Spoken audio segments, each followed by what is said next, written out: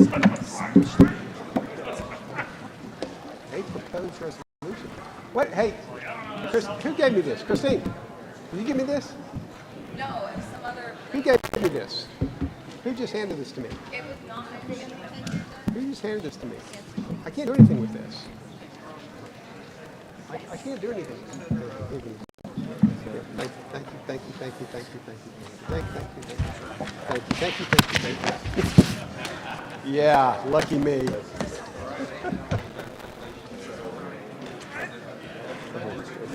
Yes. Yeah. Michelle Evans. Who's Michelle? Where's Michelle Evans? She was sitting in the first chair last week.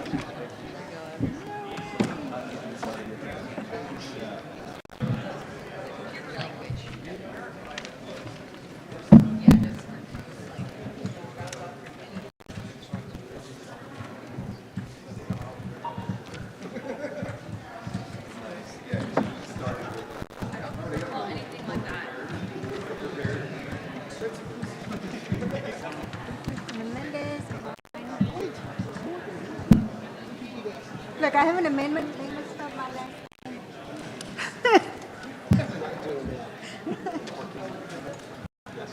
Stress level.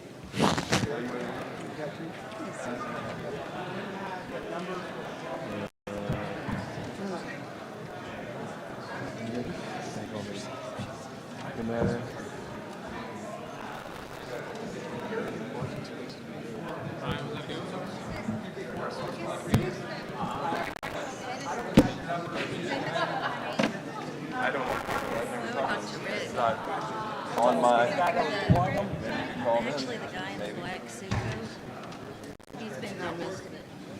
I think it's out of data. I think it's work. Are you seeing the?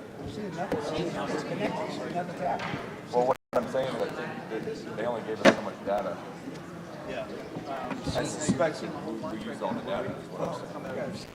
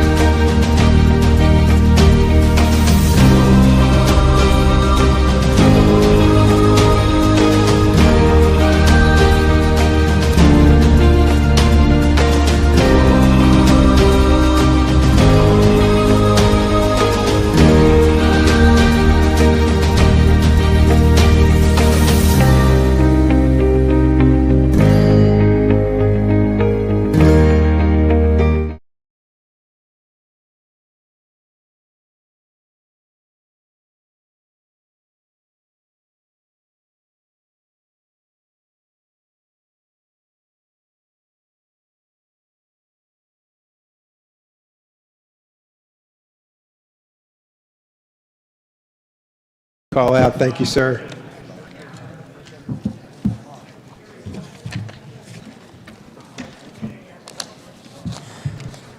SD4. Who's SD4? I need your paperwork if you're here. SD5. Who's SD5? SD8, Mr. Callis is not here yet. SD11. I need your paperwork. SD14. No, wait, I forgot that. Sorry, couldn't read the handwriting.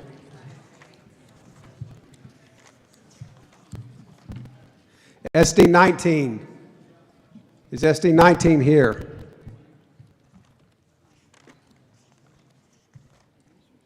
SD24 and SD25.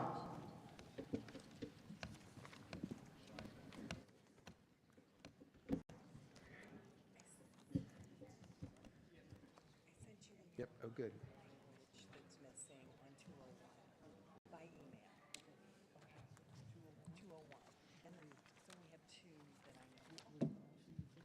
Dale Inman, Michelle Evans, Stephen Callis, Gina Smith,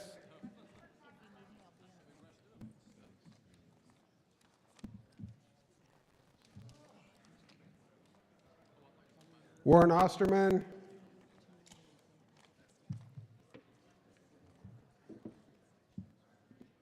Andy Eller, Patrick Von Dolan,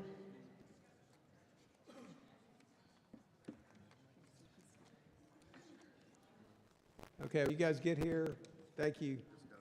Shaking. That's all right. We got a few other people that are late.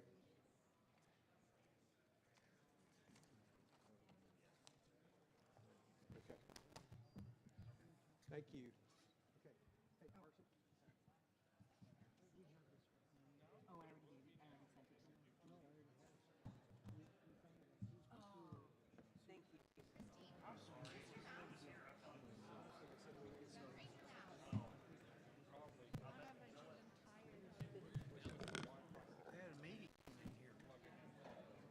I'm going to dispense with the roll since we've got paperwork in.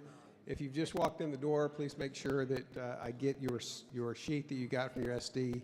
Welcome back. Thank you. Congratulations to everybody for being members of the permanent committee. I know you're all thrilled to be back. Seems like we just left.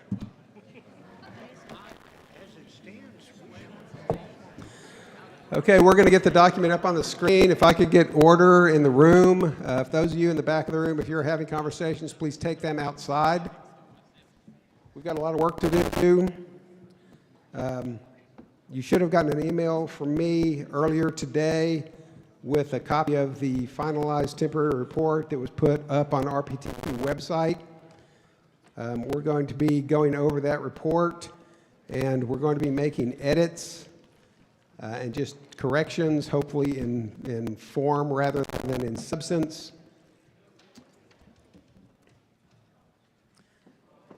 So we'll just get that up on the screen. Could you give it to Carson down at the end of the table, please? Thank you. The purpose of our meeting today, as a reminder to everyone,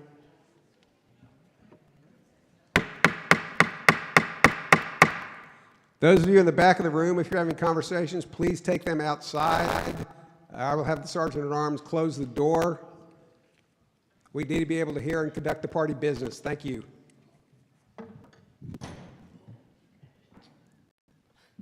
Okay, so we're not going to be doing a lot of changes in terms of content today. The purpose of our meeting today is to clean up the document. Well, we did have a few editorial glitches. So those of you that are in a committee, or particularly if you're chairing a committee, just please help us look at your section and make sure that the things that we changed and got in the document yesterday are actually reflected in what's up on the screen. So if you can be going through your section as rapidly as you can when we get to your section, and just kind of reading the content to make sure it's where we ended up yesterday. When we put the document up on the screen, the editors have spent all day going through and highlighting, I think in green, is that right? In yellow, small things that they think they need to have changed, just like grammatical things or mostly cleanup. So we're going to kind of go through those, and unless somebody objects, we're just going to accept them all as accepted changes. Yeah, we right down there to Carson. At the very end of the table. He's supposed to be sitting down there. He moved, sorry. Yeah, that's perfect. Thank you, Warrington. We have 20 minutes to go over each section of the document. Hey, Stephen, did you turn in your paperwork? Yeah, you did give it to me. Yeah. Okay, so we have 20 minutes to go over each section. We're going to allow 5 minutes of discussion in each section, and we'll probably start that off, each section with the discussion. We'll have that 5 minutes, and then we will close off discussion for that section and finish the rest of the time approving that section. So we're going to have to go real fast, so it's going to grind. We have to conclude by about 9:30 to give the editors time to finish getting the document in perfect shape so that we can get it turned in, so that they can give it to the printer, so that it can be printed and driven back here in 12 hours by tomorrow morning. So it's a fast turnaround, and we've got some hard deadlines. So let's not have debate over adjectives, and I don't want to rehash new planks or amendments or anything that we did yesterday for the most part, unless it's something that we just missed in the document and we need to get that cleaned up. Okay? So I'm going to take, and we're going, according to rules, we're going to review in permanent committee, we review the document by section in the order that appears in the document. So we're not going to jump around like we did last time. We're going to do constitutional first, and then I think business and commerce next, and then finance, and then we'll end with national defense. So the way it is in the document is how we'll take the order. Okay? So first up is the constitutional section. First up is preambles and principles. If we can get that up on the screen. As you can see, we've taken off the numbering, but we've kept the numbers on each of the principles as we promised we would do. Is there any comments about this section? If not, all in favor of approving preambles and principles, say aye. Aye. All opposed? Motion carries unanimously. We're on constitutional issues. I'm opening the floor for debate. We will have 5 minutes total for debate. I'm going to set a timer. Do we have somebody here? Carson, could you set a timer for 5 minutes? And we will start that clock when we have our first person that testifies step forward. Point of information. If there's just a minute, if there's a sign-up sheet for that section, if we could get somebody, one of the pages maybe, or somebody to turn that in to me so I can figure out how much time to allot for each speaker. So if we only have one speaker, they'll get 5 minutes. If we have five speakers, they'll get 1 minute apiece. If we have 10 speakers, they'll get 30 seconds. Mr. Chair. Okay, yeah. Point of inquiry. Yes. As we go through each section, did I understand that the editors have highlighted what they think we need to be addressing for correction or editing or something like that? What they highlighted is basically just grammatical stuff, Yeah. and sort of the things that an editor would normally pick up and help us fix. But if we may have forgotten or not carried over in a whole sentence that we added to something. So that's the sort of things I'm asking all of you guys to be alert to. And if you see something like that, please just let me know, and we'll try to get that corrected. Okay? All right, so do we have a sign-up sheet for constitutional issues?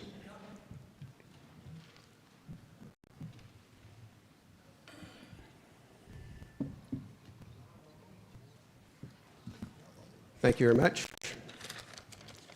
We have 3 people for constitutional issues, Armando Escalante, John White, and Eileen Escalante. So please come to the mic. That mic is fine, or this mic, whichever one you want to be. There are 3 speakers, so you have 1 minute. No, you have 1.5 minutes, sorry. Carson, you all set? 1.5 minutes. How many minutes, per Mr. speaker. Chairman? 1.5 minutes per speaker. Yep. 1.5 minutes. Yep. Okay. Point of information, Thank you, Mr. I'm sorry, Chair. hold on, Ms. Pickens. is the Wi-Fi up or not up? It is not. It is not up. It is not up. The Wi-Fi is out. So. That's going to make it hard. Y'all than any other committee, so you'll have to gather to your phones or something here for the last meeting this evening. There's a free Wi-Fi up here. We purchase Wi-Fi in increments, and they're very expensive, and so we did a good job of using our increment better than the others did. I actually was chastised earlier today about the Wi-Fi password because apparently an unnamed committee that I won't name, but its initials start with LP, put the Wi-Fi password up for the public, and everybody just like sucked up all their. So yeah, that was unfortunate. So anyway, we did that too. I didn't confess, but anyway, I guess nobody got it in here. Okay, so are we ready, Carson? Okay, Mr. Escalante, you have the floor. Thank you, sir. Thank you very much. I want to speak on Article 5 Convention of States. That's 24 on the new plank, and I think it was 37 on the old one. My testimony is primarily to actually get it removed altogether. So, and the reason why is because the way it's being sold, which is why a lot of people are supporting it, is that it's the states that convene as a convention, but that's false, because Article 5 does not speak of a convention of states. It's a general convention called by Congress. The only power the states have in the convention method under Article 5 is that of application. That's the only power they have to apply. They apply to Congress for Congress to call the convention, and then once the convention's called, then Congress organizes it. They set date, time, place, and delegate selection, because there's no provision under Article 5 for delegate selection. So it falls on Congress to decide that. And then once the delegates convene, then the convention is that body that proposes amendments. And that body has sovereign power to not only propose amendments, but they can propose a new constitution with its own mode of ratification. Okay? That's the real process. And that's the problem. That's why I'm against it, because it's just the reason by Thank you, Mr. Escalante. I'm sorry? That was a minute and a half. Thank you very much for your testimony. Thank you. John White? Where's John? Hi, John. Hi. Okay, minute and a half, buddy. I rise to speak for the repeal of the 17th Amendment. Just a quick history. The United States of America was 13 sovereign states. They had one representative, you can call them a senator, to their Articles of Confederation, their Confederacy government at that time. The Confederacy didn't work, so in 1787, we created a new constitution to have a stronger central government, but what we did was we went from one senator to two, and the purpose of the senators there again was to represent the states that were to be selected by the state legislatures. This is what gave the states power with the federal government. However, after the Civil War, there was a lot of corruption. People found out they could, with a lot of money, they could go to a state legislature and buy favor to get that to buy that position to be a senator. And so what the solution was, instead of outlawing bribery or whatever it would take, legislation, there was this big outcry, well, we want to elect our own senators, so they went to a direct election. And what that did, it robbed the states of their sovereignty. And this is something that critically, especially right now, needs to be restored. Thank you. Great. Thank you, John. Arlene Escalante. And if I could get the next sign-up sheet for Business and Commerce, please. Okay, thank you very much. I am here to speak against an Article 5 convention. The reason why, okay, Convention of States is where I'm coming from. James Madison, in his letter to George Tuberville, which can be found in the National Archives, it's public information, said that he trembled at the thought of another constitutional convention because of the type of people that would be drawn to be delegates at that convention. This was in the 1800s. Can you imagine what he would think now? Okay? There is a real danger of the convention creating a whole new constitution. What we have right now is good. It was the best document ever in the history of the world. The problem is nobody's following it. If we create another constitution, we could lose everything. What we need right now is for people to follow it, get people elected who will do the right thing, and we, the people, need to enforce the Constitution and make our public servants do the job that they are supposed to do. That's all I have to say. All right, thank you very much for your testimony. That concludes testimony for that section.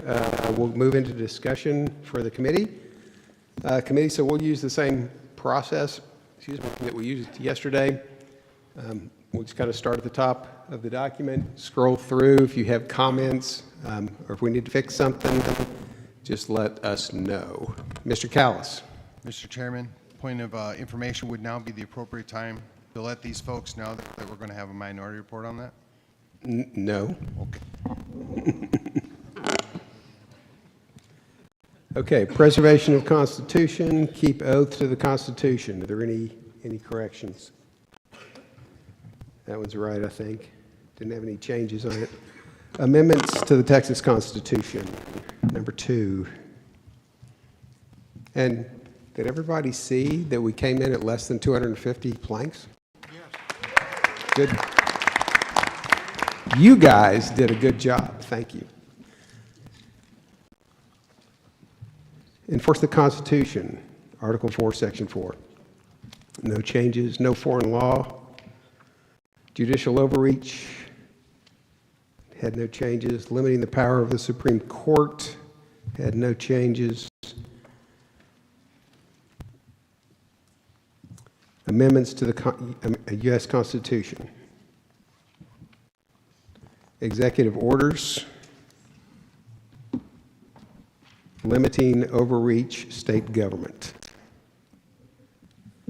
Dereliction of duty. The rights of a sovereign people. Protecting constitutional rights regarding age. National popular vote. Habeas corpus. Census. Equal rights amendment. Parental rights. That was amended. Do we get that? Okay. Prayer, Bible, and 10 Commandments in schools. The right to keep and bear arms. Yes? We have a number of yellow highlights. If people could just read it, and if they see anything that doesn't make sense, we'll just eliminate the yellow at that And the point. right to keep and bear arms, yeah. So if you guys would look at the screen, just let's read the part in yellow and see if it makes sense. What do we change in there? Just It didn't say retired law, it just said anywhere off duty, but didn't say who was off duty. That's okay. Okay. Yep, I'm sorry. Brian? Yes, indeed. The off-duty, indeed, the off-duty is definitely does not belong where it is. License to carry holders should carry anywhere, period. Would it be, if we just took out the first off-duty, is that? No, that's correct. They're missing a word.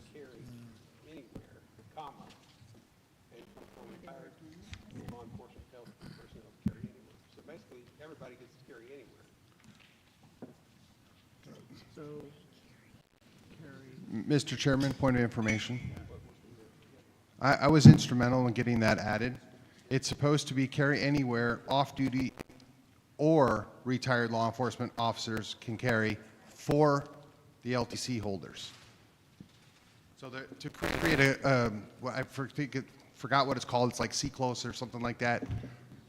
For law enforcement, when they retire, they still have extra privileges or extra rights.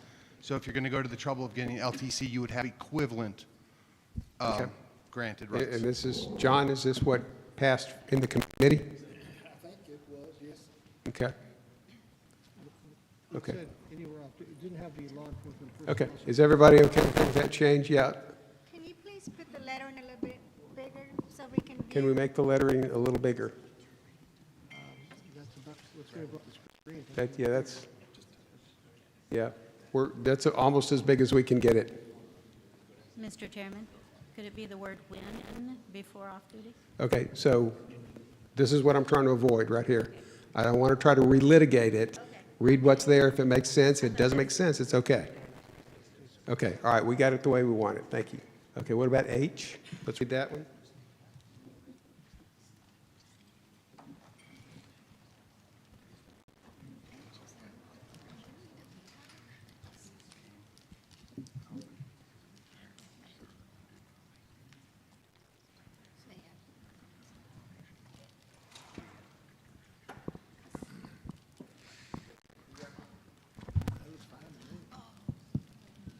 John, Mr. does Chair. that reflect what we had? I think that makes sense, but yes, I'm sorry. Peter Batura, SD 17. My thought is replacing the word banned with prohibited. Okay, again, we're not trying to relitigate the adjectives or the adverbs. If it's what we approved yesterday, this is the question that I'm after. I believe that that is what we did. Okay, thank you. The intent of that language achieves what we intended. Okay, thank you. Okay, so without objection, we'll move forward on that.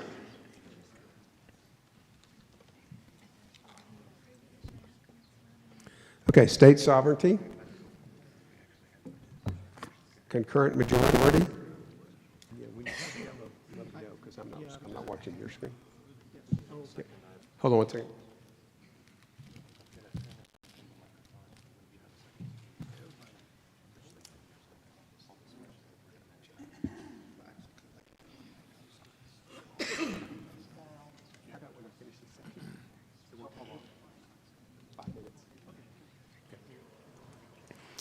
Okay, state sovereignty, concurrent majority, unfunded and underfunded mandates, equal protection of the preborn, Article 5, Convention of States.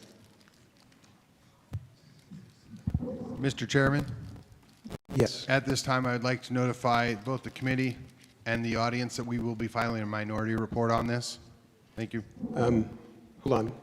The rules around my minority report are that you have to notify the chair and turn it in within 30 minutes of the end of the thing. So you can't turn one in right now because it's 30 minutes past when we change it. Now, if there's a motion on the floor to strike this out, the chair would accept that, and we would debate getting rid of Convention of States. That'd be the only thing that I'd be willing to do today. And if that motion fails, then your minority report would be in order. Mr. Chair. Yeah, Mr. Duarte. Andrew Duarte, SD 20, based on the testimony we just received, and by the direction of my entire delegation, I move to strike 24. Do we have a second? Seconded by Carter Thomas. I think the sentiment is pretty strong on both sides, perhaps. And I know we put it back in yesterday. I would add that I polled my delegation today, and it was about 9-1 in favor of striking. So we can have a little bit of debate. I'd just say let's do one or two from each side if we want to relitigate it. But other than that, we'll just go ahead and vote. Does anybody think we need debate? I'll call the question. I think we Okay. all know where we're at. Let's just Okay, vote. JR, I'll accept that. All in favor of calling the question, say aye. Aye. All opposed? Nay. Okay, it carries. So we'll move to the question. All in favor of striking Article 6, Article 5, Convention of States, Plank, say aye. Aye. All opposed, say nay. Nay. Okay, let's go to think we're going to end up with a record vote. So do we want to go to division first, or we want to just go to a record vote? Okay, let's do division first. If you're in favor of striking, raise your hand.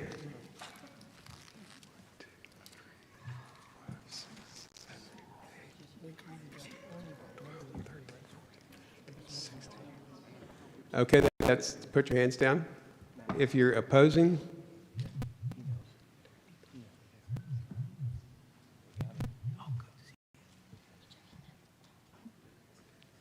the ayes have it, 16 to 14. So the motion carries, convention of states is stricken. Okay.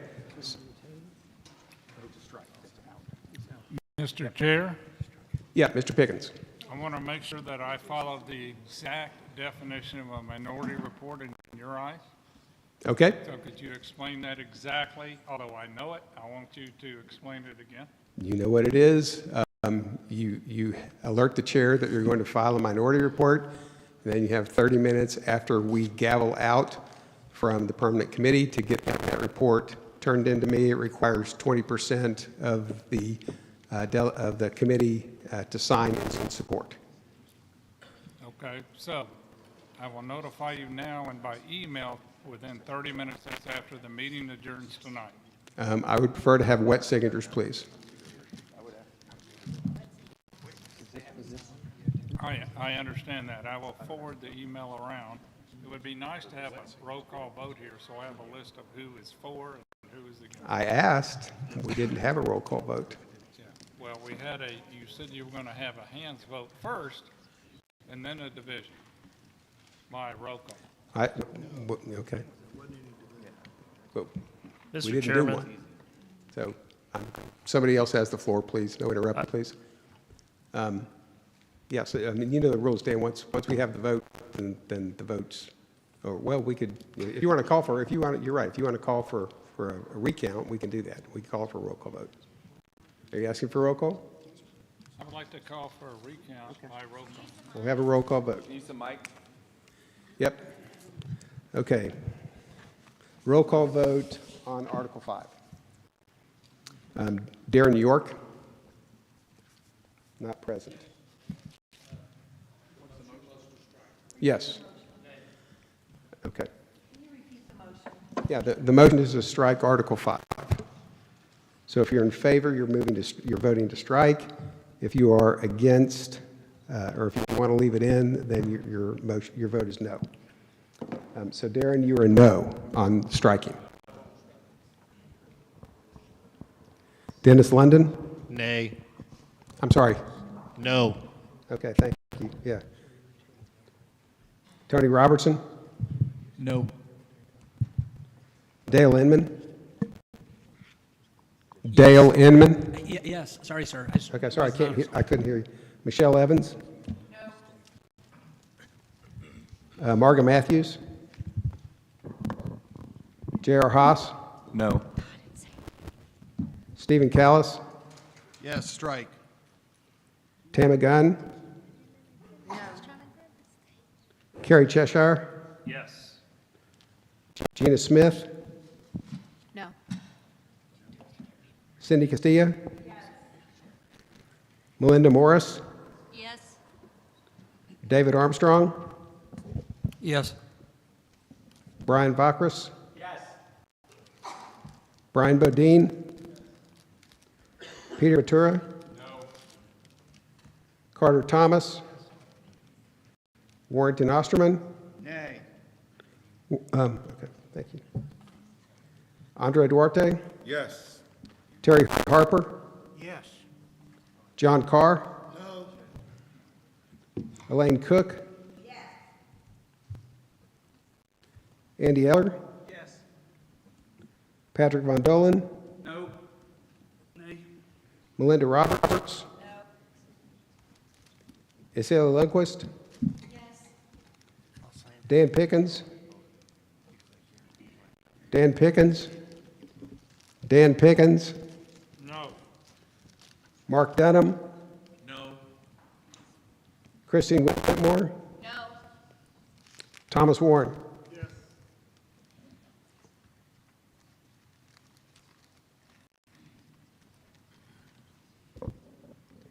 I didn't get to say, mine, Margaret Matthews is a yes. I'm sorry, what was that?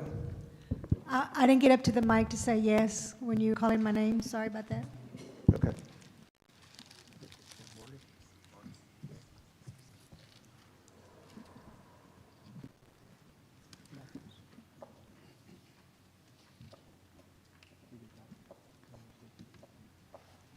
Yep, the motion carries 16 to 15. Oh, actually 17 to 15, I didn't vote. 17. Okay, Dan, I'll get you a copy of this. Thank you.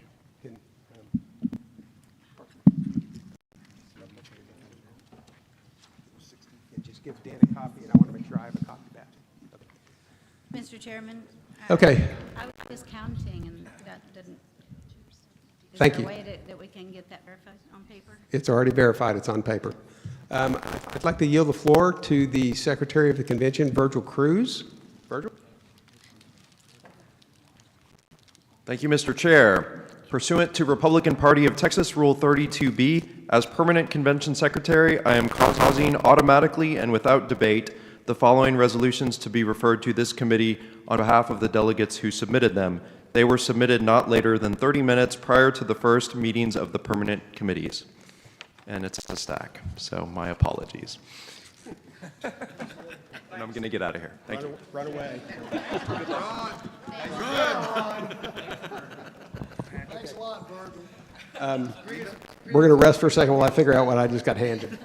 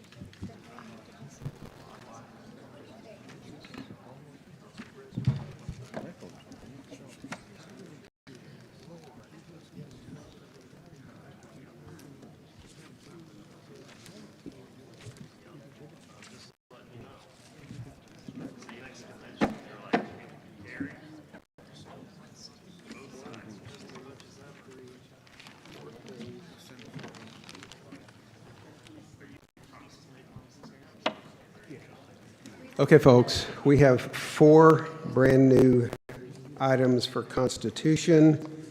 We have 2 for Business and Commerce, 1 for Criminal and Civil Justice, 1 for State Affairs, and then we have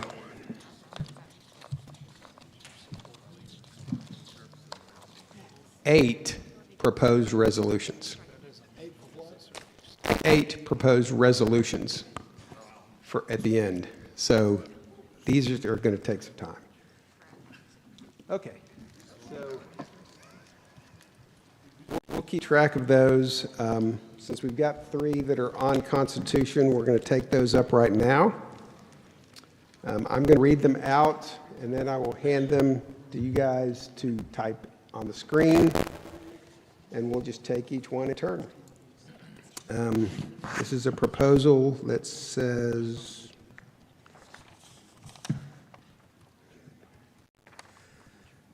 be it resolved, we call for the removal of Plank 37, Article 5, Constitution of States, and it's not to be included in the 2024 RPT platform. We've already finished one.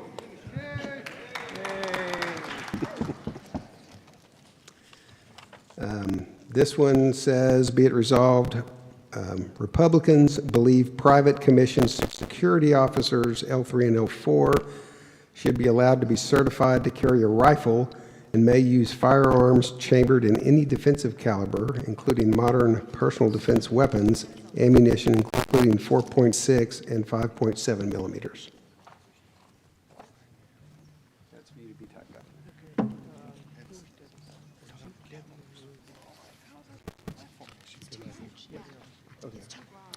The second one, the next one from the same submitter, on the same issue, says, be it resolved, Republicans believe armor-piercing ammunition and chemical dispensing devices, open parenth, OC spray, close, are useful for defense and must be legalized in Texas.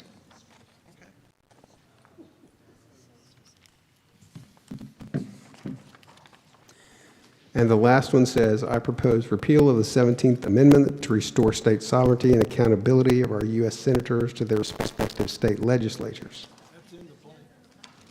I was just thinking that it was. Let's just check.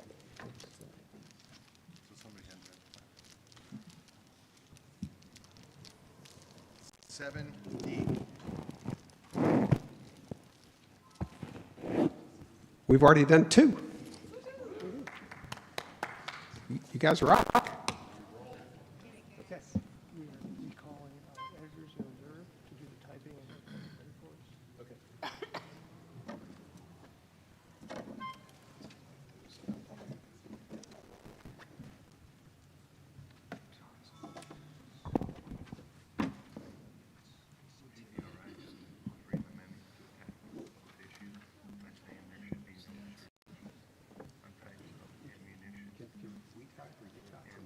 Let me get them engaged, but yes. Okay. The editorial team is calling in backup. So which one do you want to start with, sir?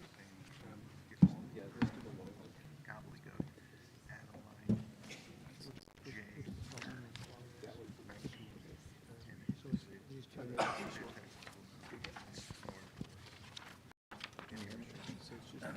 I can't hear you say that.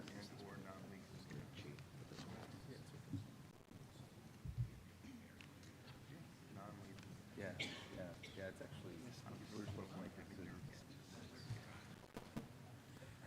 decisions. That's how it typically works. Okay.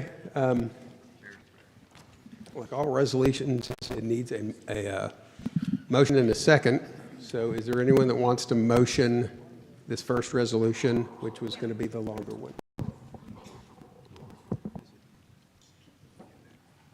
What is the resolution? I'm a visual learner. I really need to see it in writing. Yeah, no, sorry.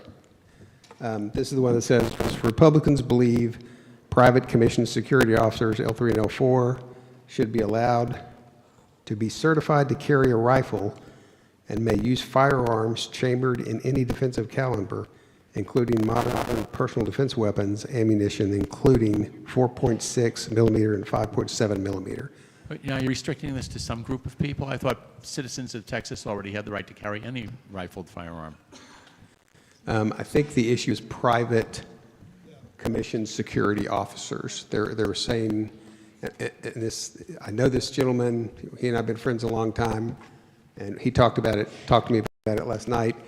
And I don't want to testify for him, he's not here, but his issue is that their synagogue, they want better security and they can't carry the type of weapons that they want to protect their synagogue.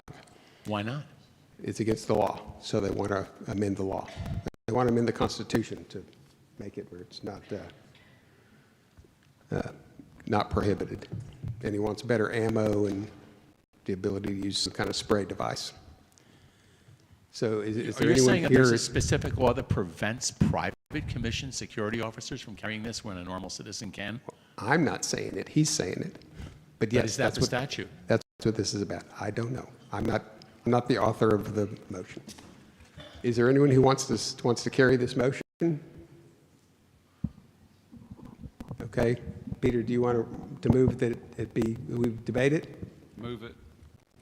Peter Okay. Ventura, SD 17. Is there a second? Fails for a second. Okay.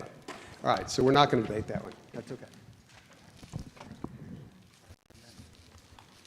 And the next one says Republicans believe armor-piercing ammunition and chemical dispensing devices are useful for defense and must be legalized in Texas. Does anyone want to carry this? Mr. Callis? So moved, Mr. So moved. Is there a second? Second. Second Chair, by I'll Carter say Thomas. Okay.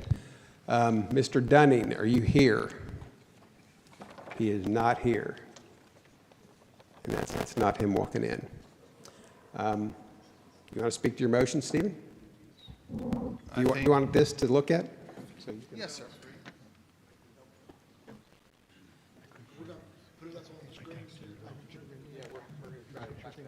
Well, armor-piercing ammunition and chemical dispensing devices, or if you will, non-lethal gas,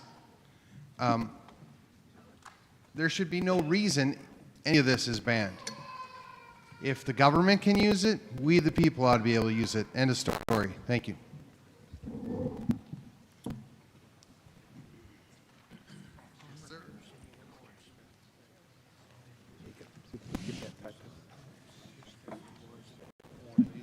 Anyone else have any comments? Okay, we're going to try to type it up on the screen now. No, that one didn't get. We didn't have a second for the first one. Kerry, we didn't have a second for the first one. Yep.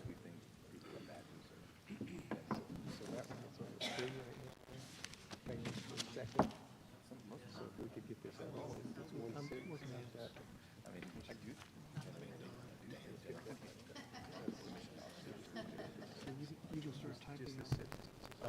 Yes. Okay, good. And then am I texting it to you? It's blowing my timeline. So it's the sentence right here, right? Mr. Chairman, Tony Robertson, SD3. Is it time for discussion? I think some of the members want to have it up on the screen first so they can sort of be informed. So let's just hold off for a second. It's on the screen. Okay. Yep. All right. Now it's on. Now it's time for discussion. Yes, sir. I believe 19B covers it in plain language. Can you elaborate, please, for those of us who are? Yes, sir. Nullify any gun laws that violate the Second Amendment or rights of due process. Okay. Anybody else? All right, we'll move to a vote. All that want to add this to where are we? What are we going to title this? Firearm freedom, sir. No. Can we put it in an existing plank? Help me find a plank that we can put this in. We have this, 19, plank 19, Mis- right to compare on. Yep. Would it actually fit there? I don't know. Yeah, let's put it in as the next numerical item in plank 19. Mr. Chairman, Patrick Von Dolan, SD 25, suggest the title, Legitimate Defense. Okay, we're going to put it in as another, in an existing plank, Patrick. Mr. Chairman, I wasn't aware I could do that. My apologies. I would have said 19J. No worries. No worries. Okay, so can we get that put into 19J? Okay. All in favor of the amendment, say aye. Aye. All opposed? Nay. Motion carries. We've got that one adopted.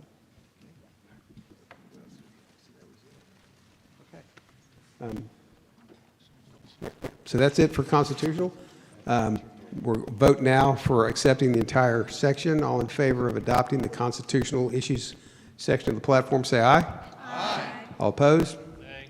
Thank you. We're moving on. Business, Commerce, and Transportation. If someone could bring me the testimony sheet for BCT, I would be very grateful.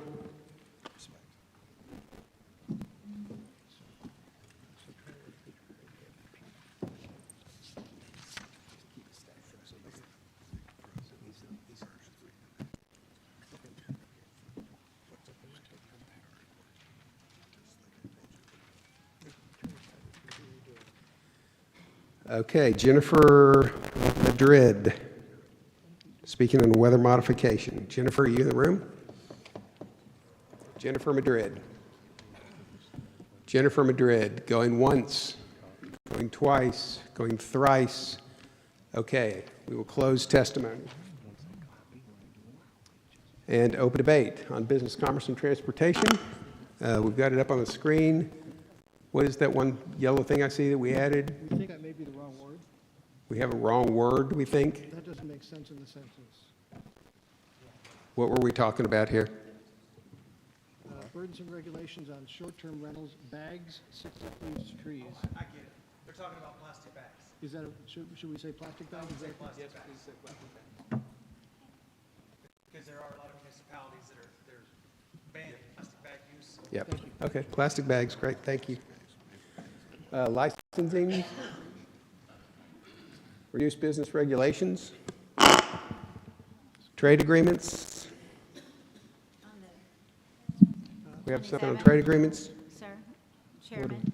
Yeah. On 27, the author said that we missed a line in this and sent me the text. We missed a line on 27? Yes, sir. Oh, no, I'm sorry. I scrolled with you. 26. And We missed a line on 26? yes, sir, in the section of practice of law. In the beginning, it was supposed to. Microphone, please. Yeah, I can't even hear you, Megan, I'm in the I'm front. sorry.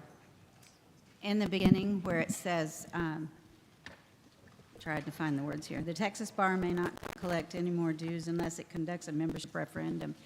I'm sorry, can you tell me exactly where it goes and speak a little slowly and speak into the mic so we can hear what you're saying? I was trying to get the text of it for you. Okay. I'm trying to get the text right now.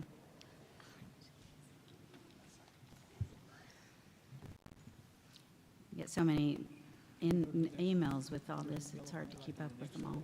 Okay, while she's trying to do I that, got we're going to go to the yellow highlight on the next one. So do you have it or found not? it. Yes, sir. Okay. All right, so it says there, it conducts a membership referendum. It was supposed to also say, and obtains approval of a supermajority of all annual dues-paying members.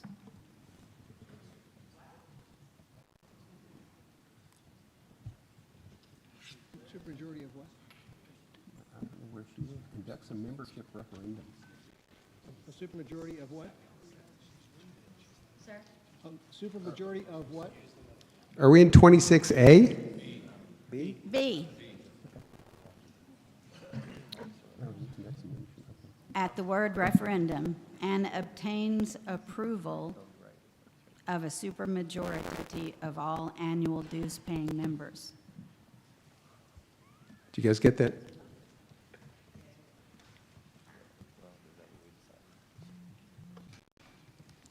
Okay, Thomas, do you remember this? No, sir. It originally said two-thirds. He just said that these words were, the Okay, supermajority was but this fine. was not something that came out of committee? No, what came out of committee is what's up there. Okay, Margaret, we are not amending things to go Okay. back and readdress things? Okay, I thought it was left in Okay, my no. copy of the file. It was there. okay. All right, thank you. So we have a yellow one on the next one, 27 or 28? 27, we think, this was, in the draft we sent out, this was Roman numeral 6, we think it's supposed to be a separate line. Okay, does this want, do we want this to be a separate section, D? Yeah, I think we did, didn't we? Mandatory sick leave?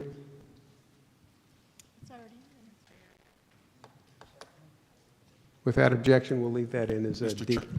Yep. Wouldn't mandatory sick or family leave be under federal law? It doesn't have to do with edible farm products. Instead of being its own subsection? Doesn't it fall under the Family Leave Act, perhaps?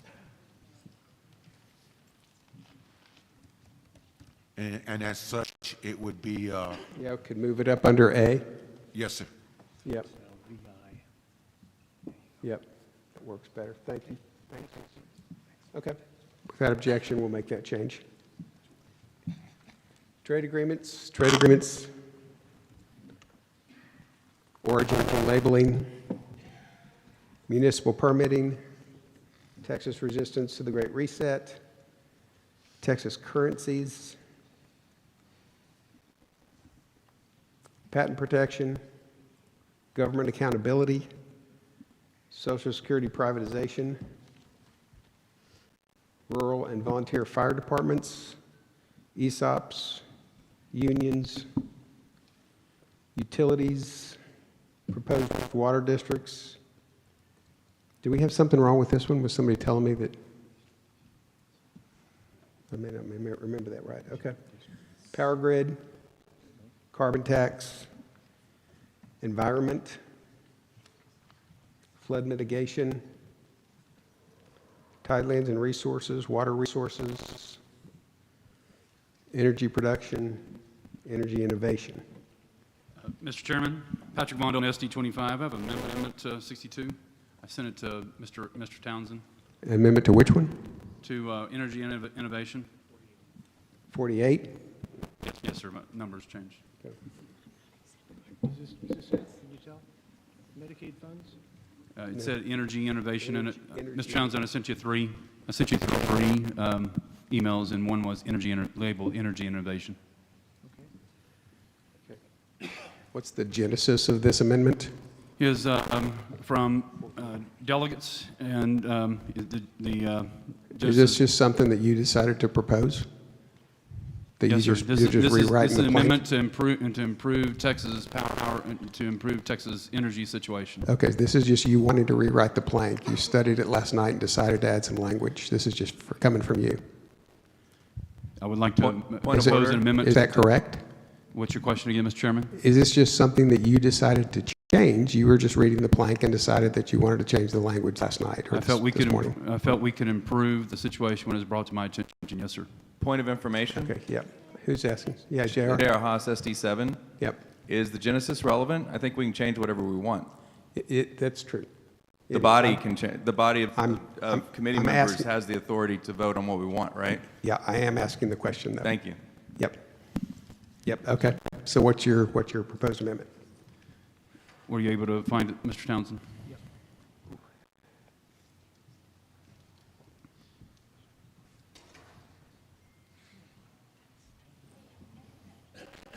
Okay.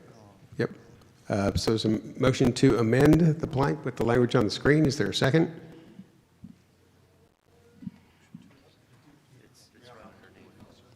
Oh, yeah.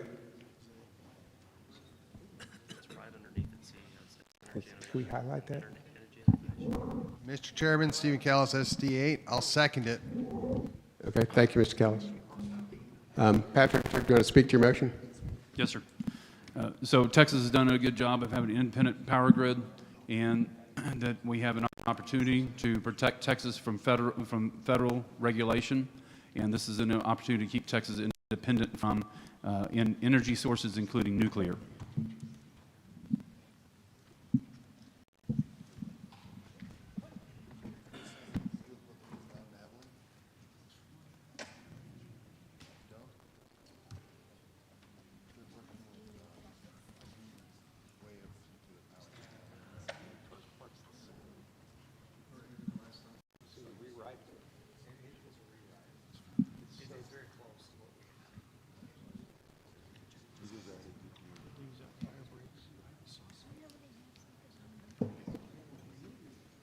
So it leaves out the fire break setbacks on solar battery facilities.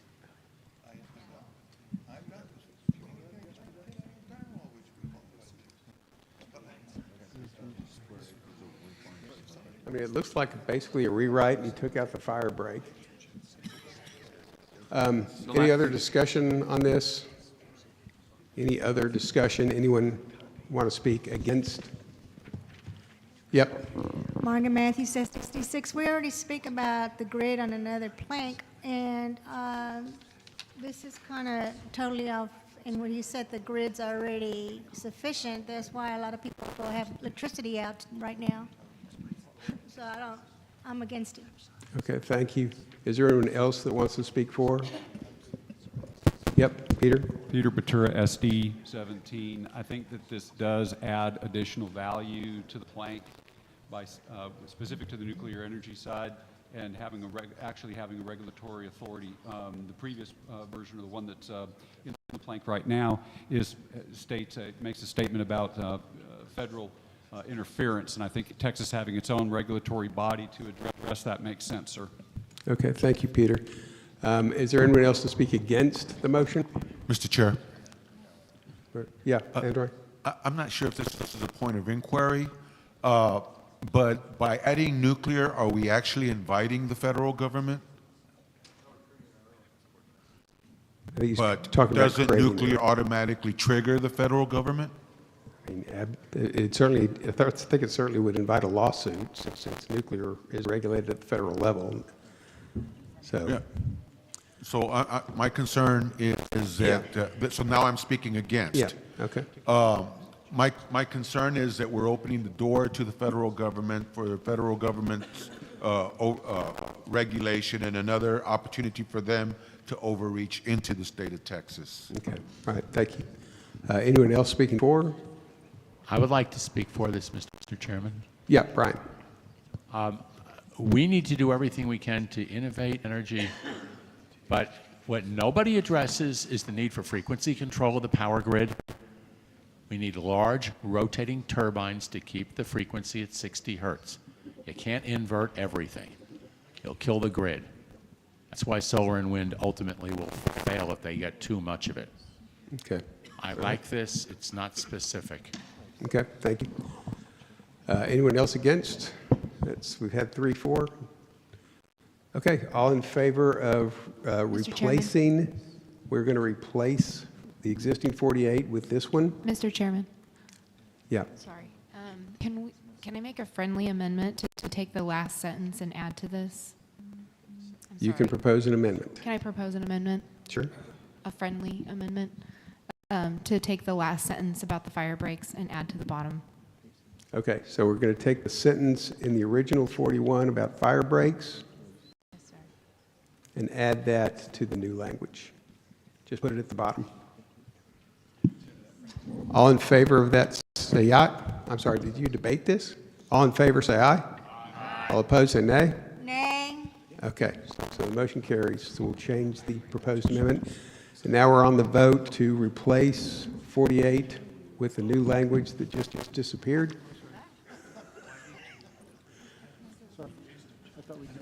Okay, all in favor say aye. Aye. All opposed? Motion carries. Okay, thank you.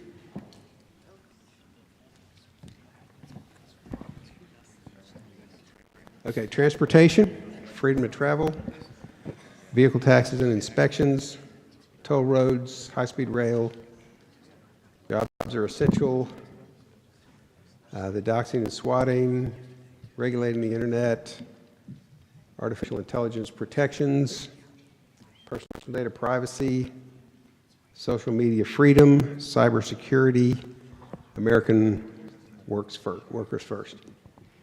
Hearing no other changes, we'll move to adopt. Oh wait, no, we have some new stuff to talk about. Mr. Chairman? Hold on.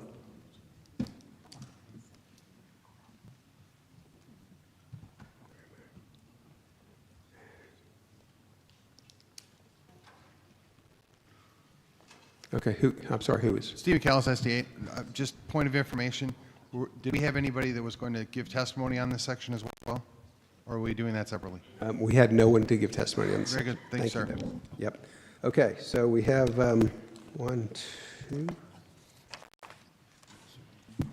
2 new amendments on BCT. The first amendment is, be it resolved, we call for the removal of plank 63, and it's not to be included in the 2024 RPT platform. So what is 63?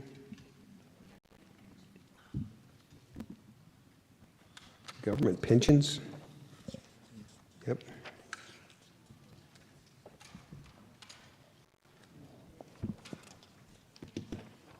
Okay.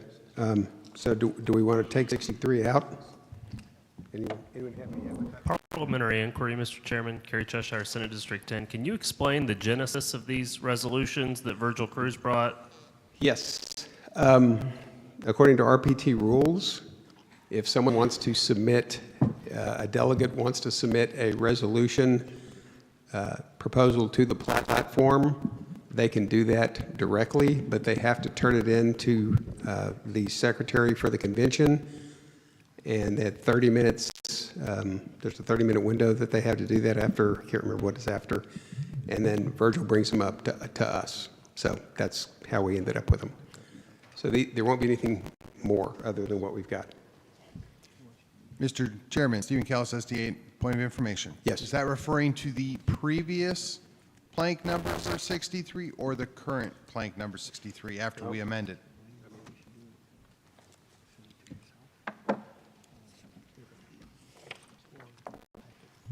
It simply says, the sheet, I've got a one-liner here that says, be it resolved, we call for the removal of plank 63.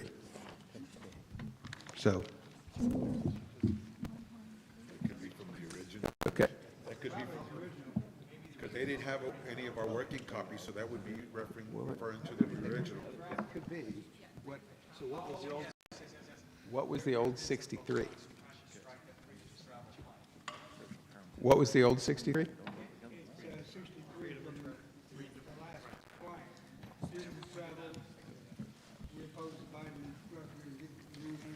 Is there a name? We can't hear. You're right.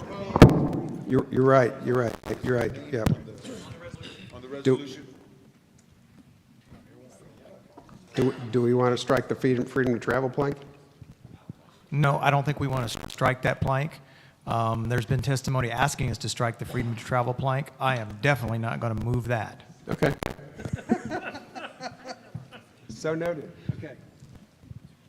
All right, we'll go to the next one. What's the new number?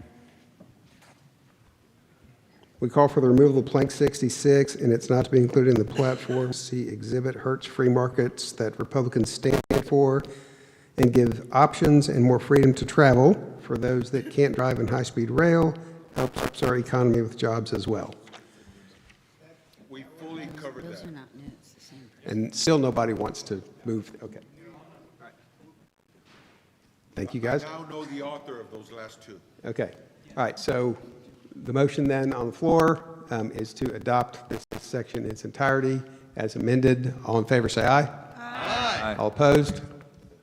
The motion carries. And it Mr. is Chair- adopted. Mr. Chairman, Yes. I did confer with Tom about the plank number 26 and showed him the file where that text was in it. Well, the text didn't make it out of committee, but it did come in over Zoom.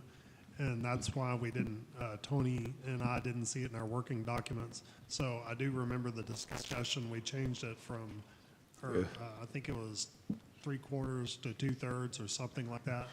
But if the chair would be interested, I mean, we could look and see. Yeah, but if we it just, is valuable. I mean, the time to bring it up would have been before we had the vote for the entire section. We just approved it, so I can't go back and reopen it. Completely agree. Thank you for your Yeah, consideration. so I'm sorry.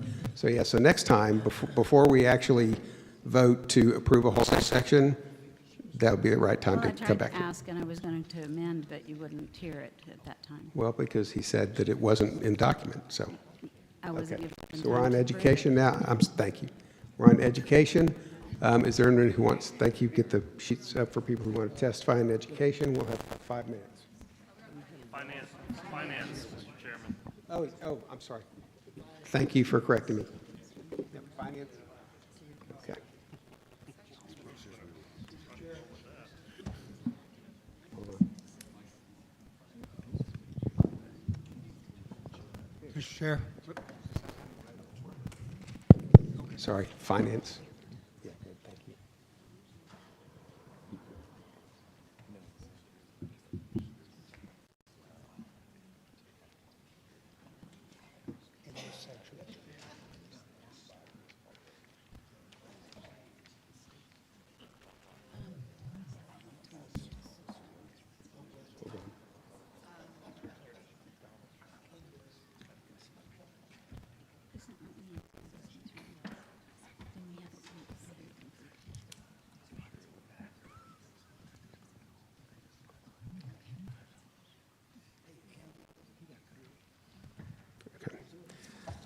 Okay, we have one person signed up for testifying finance. Is Samantha Farmsworth in the room? Hey, Samantha? Nope. You have 5 minutes since you're the only one. Wherever that mic is. There's one right here. Put it right there.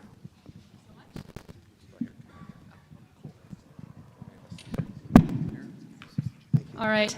Hello. My name is Samantha Farnsworth, SD 14. I am not an expert on the property tax issue, and I'm very happy about anything that repeals a tax, and I'm happy to cut the tax completely, and I don't know, I'm not an expert on how that is done. But some people have talked about one way to do that is replacing it with a sales tax. And I would like to just explain why that might harm people of my generation, younger people. I'm 25 years old, and I'm not necessarily speaking entirely for myself, but more for people who are in a similar stage of life to me in my situation.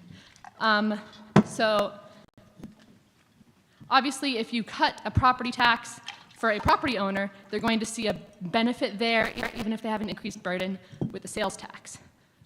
Sorry. But for people who are renters, who have not been able to afford a home yet, we're not going to see that benefit, but we will see that increased burden. Some people have said that cutting a property tax will help to decrease rent. That will not happen. Rent is not high because it needs to be high for the corporations that own the apartment complexes to pay their property tax bills. It's high because it can be, because they can charge us as much as they can't want to, because we don't have anywhere else to go. Let's see, what else was I going to say? So we're going to see that increased burden, and we're not going to see a benefit for having a tax cut if we just replace it with a sales tax. There was also some people who have said that young people can't afford to buy homes because of property tax. That's partially true, but it's mostly because of home prices themselves. The average home price in the country is over $450,000 today. In Texas, it's in the high 300,000s. In Austin, where I regrettably live, it is, I looked it up yesterday, $550,000 for the median home in Austin. For a down payment on a home in the city of Austin, 20% down payment on that, that's over $100,000 in cash up front that we would have to save up. And that's impossible. With wages where they are right now and the cost of living and the inflation caused by the current presidential administration, it's absurd. And a lot of people in my generation feel hopeless. Thankfully, I have hope in the resurrection and life eternal, but I still feel very uncertain about the future and whether I'll be able to afford a home, just because of that down payment by itself. And that would be even harder if I had to pay an extra sales tax and not see a benefit of a tax cut myself, while people, my age are just trying to get on our feet, are just getting into the economy, are just getting into the workforce, and there's not a lot of prospect for prosperity right now for the economy we're inheriting. So I would encourage you to absolutely eliminate the property tax, but please don't shift that entirely to a sales tax. That would increase the burden for renters without giving us a benefit. Okay. Thank you very much. All right, thanks. Mr. Chairman, Patrick Von Dolan, SD 25. Thank you for coming, and thank you for being involved in the process. I appreciate it. Mr. Chairman? Yep. It's Carter Thomas, Carter, SD yep. 18. Yeah, I think I mentioned it earlier. I would I'd like to give notification that there is a two-sentence plank that I'd like to get in finance down in the taxation section, if I could get a second. Okay. When we get there. When we get to where you think you want to put it in, let me know. Yes, sir. Mr. Chairman, Patrick Von Dolan, SD 25. I have an amendment for 61, a few words that need to be added back after until such time as we have exited Medicaid, similar to number 62, to keep the language consistent, if you would. If you, Ms. Chowns, if you could scroll up some where we can see 62 as well. It's, the wording would be, and then go towards property tax relief. So we reworded that because it was confusing. Can you read what's on the screen, see if that makes sense? I'm sorry, Mr. Challenge, I couldn't understand you. We reworded that one because of the issue that you suggested. If you could read what's on the screen, I think we can have it taken care of. We want to use the same language that's in 62 and apply it to number 61 right after it says, as we have exited Medicaid. That was an amendment made by by Platform Committee Chair. So exactly what do you want and where, please? Last sentence of 62, and then go towards property tax relief after the words, we have exited Medicaid in 61.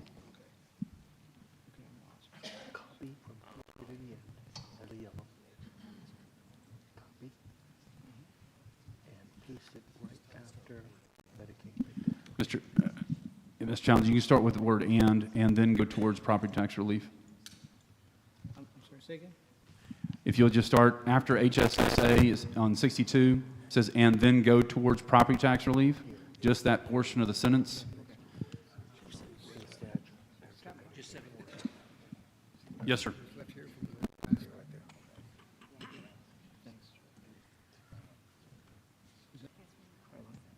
Perfect. Thank you.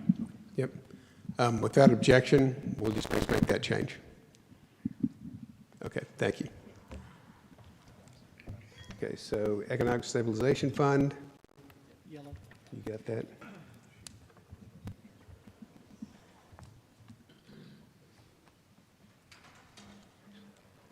What are we changing here? It's just a minor reword. We want to make sure we didn't change what they wanted to say. About first and then, it was really confusing.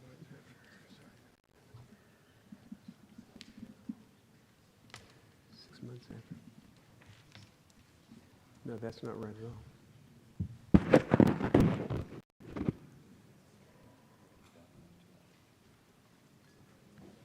No, that's not right at all. Change that. Okay.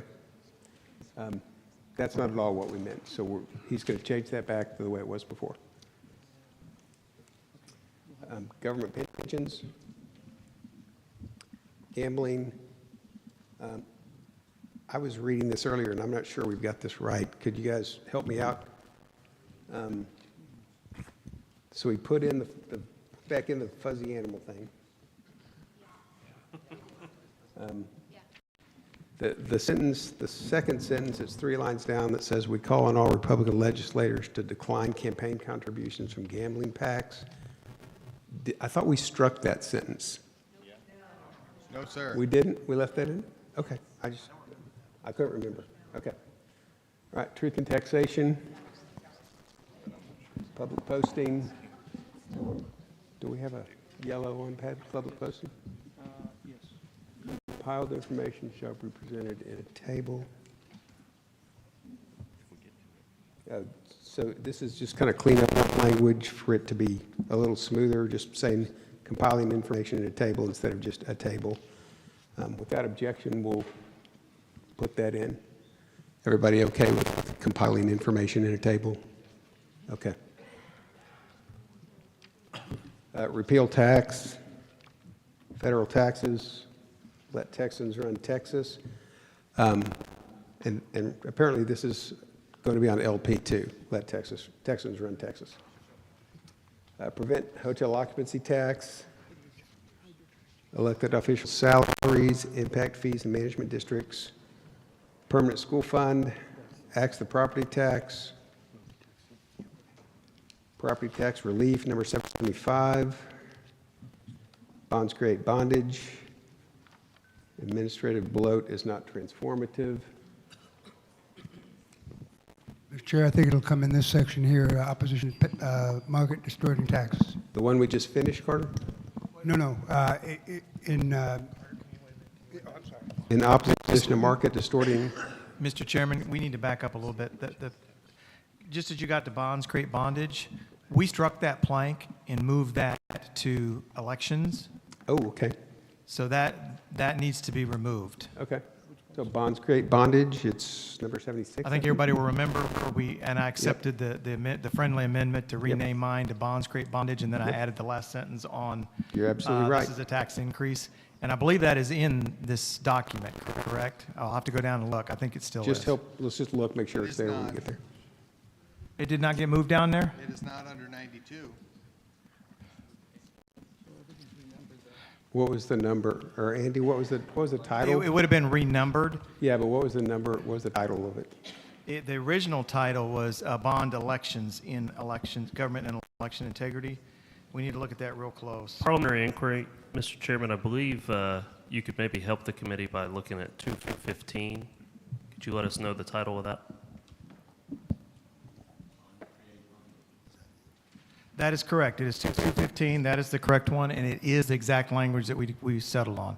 So, so I go ahead. I would move to strike the 76 blank, and I get credit for that one. Thank you. That was a yesterday thing. So funny. And I'll second that strike.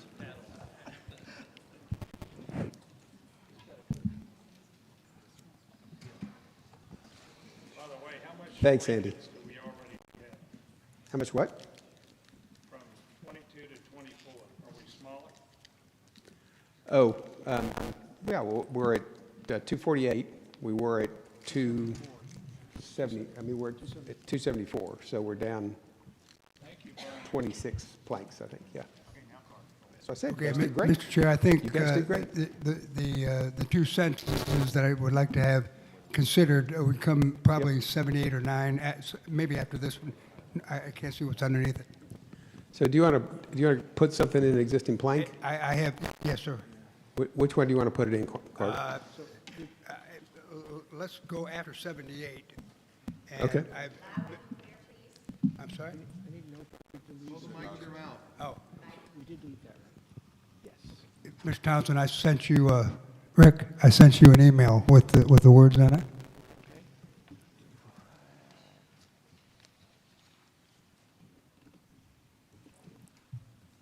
There you go. That goes where? In 78? So Carter, does it just go at the end of 78? Say again? Does it just go at the end of 78? No, it would be a new plank. It would be 79 if accepted. Oh, okay. So it'll be a new plank. Andy, I'm docking you for that. I figured you would, because I'm going to second it. So I give one back, take one away, you know. There you go. The title of it would be, I think it's in the email, it would be, let's see, ban public finance corporations.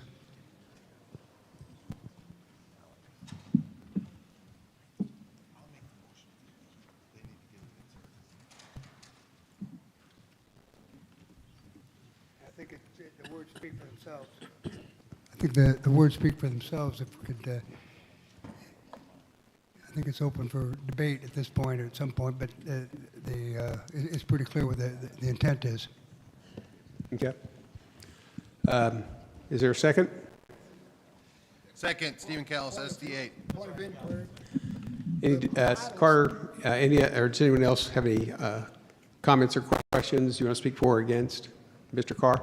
Just point of inquiry. The title says ban public finance, but in the body it says public facility corporations. So what's the difference? Or is one, does it need to be both finance or both facility? Facility. Yeah. Can we amend that so it reflects what's in the body? Yeah. Thank you, John.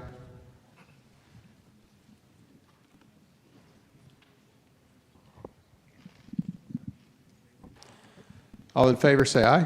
Aye. All opposed? Nay. Okay, so we'll add that extra plank. Thank you, Mr. Chair. Yep. Are we ready to go on? That was approved? Yeah, it was approved, yep. Eliminate federal activity in the Fed. right to use gold, silver, cash, and cash substitutes. And that ends that section.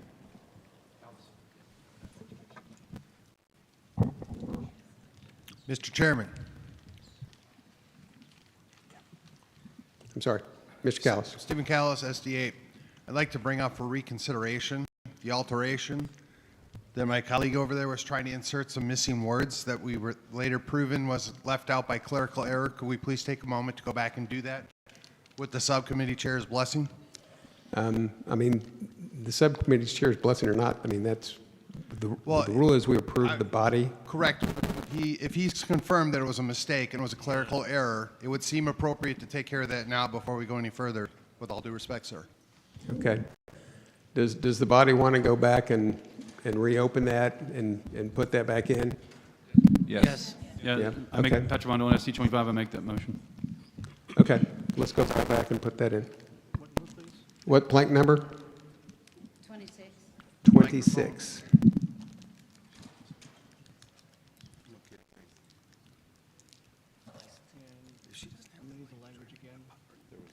Yep, and what's the language that we need? It's on 26B.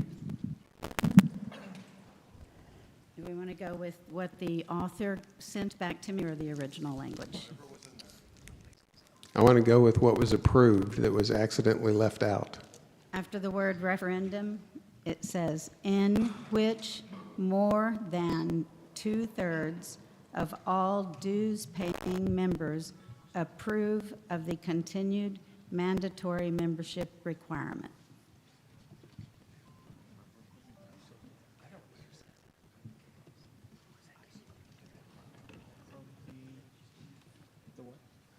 Dues paying members' approval of the what? Mandatory membership requirement. Okay, I think you got that. Okay, second. Peter, Stephen, thank you. All in favor, say aye. Aye. All opposed? Okay, we'll put that fixed back in. Thank you, Mr. Chairman. Thank you, you bet. Okay, and we have not voted yet on the Finance Committee as a whole. All in favor of approval of the Finance Committee as a whole, say aye. Aye. All opposed? Ayes have it, that's approved.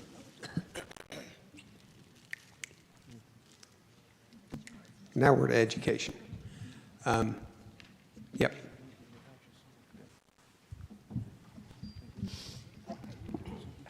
Motion to amend 82.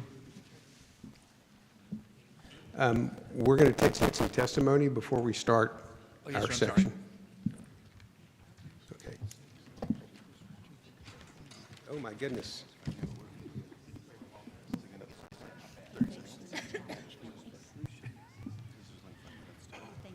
Okay, we have 12 people signed up. I don't think we're going to have time for that much testimony. I would like to recommend to the body that we hear from 10 people. Each speaker's only going to have 30 seconds apiece, so it's going to be quick anyway. So that would mean the 2 people at the end won't get to speak. I just don't think we have time for it. Okay? All right, so I'm going to call out the names. If you hear your name, please come and get in line for one of 2 mics, and we'll go in order. The first is Alex Shandell. Chunkel. And then next will be Brandon Burton, and then Crystal Main, and then Shannon Ayers, and then Eileen Bloxwald? And then, sorry, I butchered that. And then Faith Busey, then Mary Lowe, then Lynn Davenport, then Pat Huff, and then Carla Grant. And that's going to be all we have time for.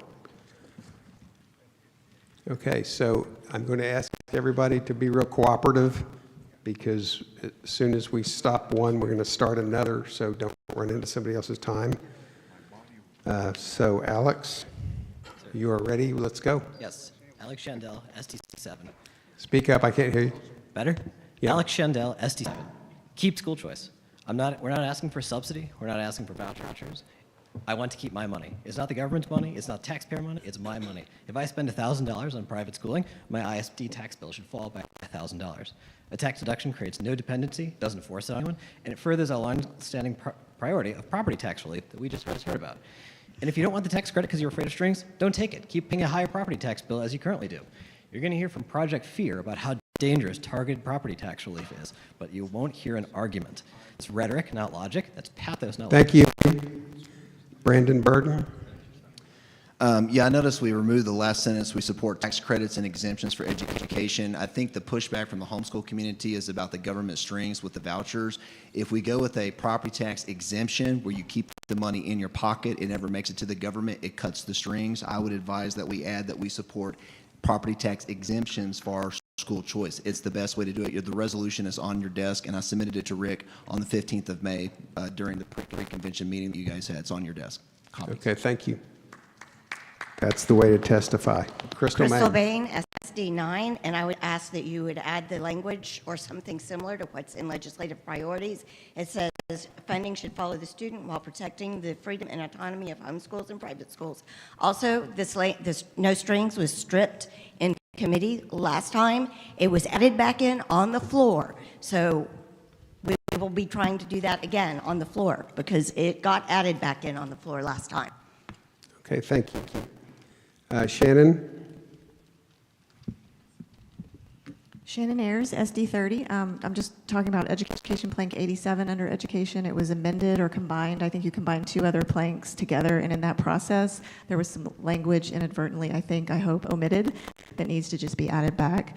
So I need it to read, it's plank, again, number 87, clinics and distribution and or demonstration. They took out the words and or demonstration.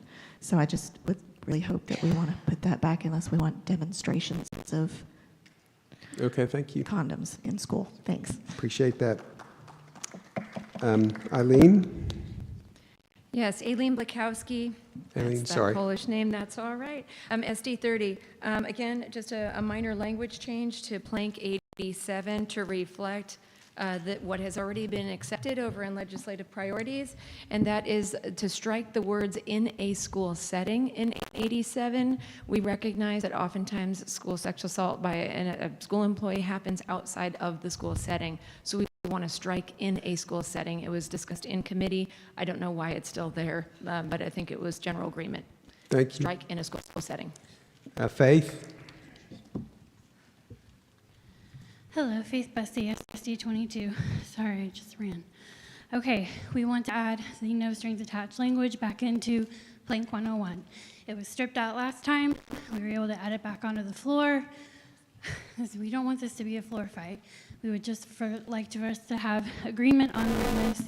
And if you could just add specifics of standardized testing, curriculum alignment, or accreditation strings attached. I know it's annoying to hold elected officials accountable for the kinds of bills that they write, but you can't just pass a school choice bill without being specific. Thank you. Mary Lowe? Hi, I'm here to speak on the school choice platform, which the number has changed, so please just add no strings attached, or make sure that it is only in the form that the parent keeps the money so that it does not grow the government. It's inconsistent with the Republican platform to grow government. And in any other format, it grows the government, and it puts at risk our private schools and our home schools. Please protect the other schools. Thank you. Okay, thank you, Mary. Lynn Davenport? She's not in the room. Pat Huff? No Pat Huff? Okay. Carla? Okay. Carla? Yes. I agree with Mary in front of me. Please add no strings attached to the school choice plank. We have to have that in there. We are inviting government into our private schools and our home schools, and it cannot have strings attached. We need to fix our public schools, get social emotional learning out, get back to a classical education, and parents already have a choice. Okay, thank you. Thank you. Okay. Thank you very much. That closes testimony for education.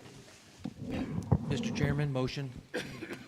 Motion for what? I rise to add the words to plank, I guess now 83, to add the words "with no strings attached" immediately after, mine's not updated yet. Funding which will follow the student with no strings attached, period. J.R. Haas, SD7, I second. Okay, It's plank 80, I'm sorry, mine's 82, up there it's 83. I just want to make sure we're getting it in the right plank. What plank are we supposed to be looking at? There it's plank 83. On the one School you choice? said. Yeah, school choice, yes, sir. Okay. 83 school choice. Okay. And if So there's basically, we've got, it says, "and funding which shall follow the student." You just want to add the words "with no strings attached" at the end of the first sentence. Yes, sir. Okay. Do we have that? Yes, sir. Okay. And I second the motion. Andy Eller, SD 24. Andy. Okay, thank you, Andy. Do you want to speak to your motion? I think with testimony and also from Dale Lindman, SD4, from testimony we've heard, especially tonight and throughout the week, as well as representing the wishes of the majority of the people in my Senate district, that is a big concern with a lot of our very esteemed colleagues in the Republican Party that are back and forth on this issue. But the no strings attached is a critical issue, and I would ask those on the committee to please allow these 4 words to be added to this very important plank. Okay. Is there anyone speaking against? Mr. Chairman. Kerry? Kerry Cheshire, Senate District 10. The reason why this language was removed, and it was removed by a vote of everyone but one in the subcommittee on education, is because of the weaponization of that language. That language has been weaponized to fight against the Republican Party of Texas supporting any school choice legislation in the Texas legislature. It's been weaponized against Greg Abbott. It's been weaponized against Senator Brandon Creighton. It's been weaponized against Ted Cruz. It's been weaponized against Donald Trump. What we have heard is that if you say no strings attached and a hypothetical ESA bill says that you can't spend the money on abortion, that's a string. And I would absolutely oppose that. This is a poison pill that is used to try to thwart the will of our voters, who over 72% said that they wanted school choice with funding to follow the student. That is exactly what our voters want. If the gallery can't be quiet, we'll have you removed from the room. This is a debate on the committee floor and the committee only. That is what our voters want. That is what our activists want. That is what our president wants. And I would urge us to stand with him and keep that language out. Don't allow some people to come and divide our party. Okay, thank you. Is there someone speaking for? Mr. Chairman, Andy Eller, SD 24. Okay, Andy, thank you. Sorry, Yeah, John, I'll come back to you. I was actually on the subcommittee in legislative priorities that dealt with school choice. There were bills that were approved by the committee, and there were several in the Senate. They actually moved from the Senate. The House refused to take them up. That basically killed the bills. And we used the no strings attached, and there was significant debate around what that meant.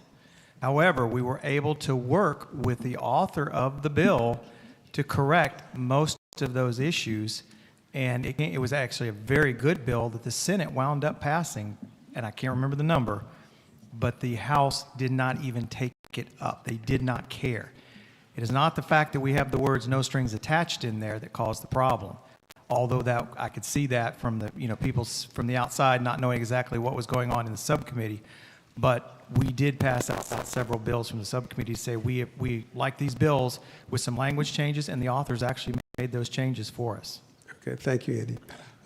So that's 2-4. Is there someone else who wants to speak against? Can I offer an amendment? Let's get through a little more of the debate, Cindy, and then I'll come back to you. Is there anyone else speaking against? Point of order. Yep. Can the member make her amendment? We may be interested in it. Yeah, we'll have time for her amendment. We will. I think it's in order that she makes it in the middle of debate, correct? It is, but I'm just trying to even out debate, and then we'll get to her amendment. So is there anyone else speaking against? So is she conceding that she doesn't want to make the JR, motion? this isn't a debate. I'm asking a point of order. No, and I gave you an answer. I gave It's you an unclear. answer. Your answer's unclear. Well, the It sounds answer is like the she made answer. a motion to make an amendment. The You're answer is the telling her she answer to can't. AR. She can or can't make an amendment? Okay, so is there anyone else speaking against? Okay, Cindy. Would you be amenable to an amendment saying using property tax exemptions? I mean, I'd happily accept an amendment if you want to make one. I'm sorry, could she say that again? I didn't hear it. Yep. I would propose an amendment adding using property tax exemptions. Okay, where do you want to add that, Cindy?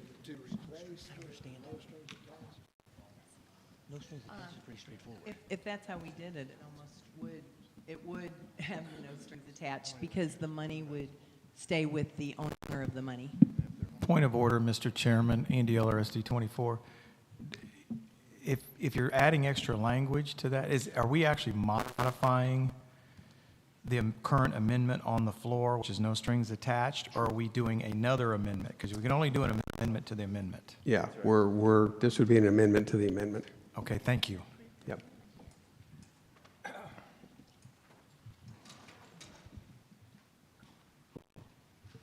Okay, does that make sense to everybody? What's on the screen? Mr. Chairman? I mean, there's kind of two separate ideas. That was my point.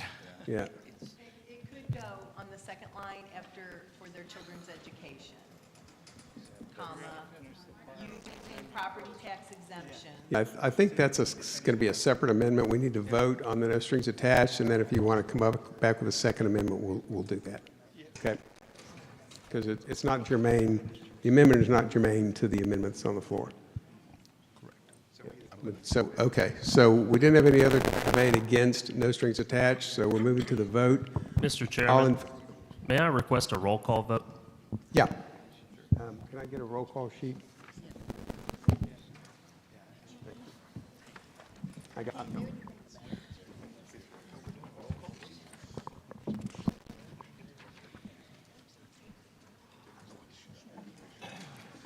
All right, all in favor of the amendment? Say aye. Opposed, say nay. Darren York? Dennis London?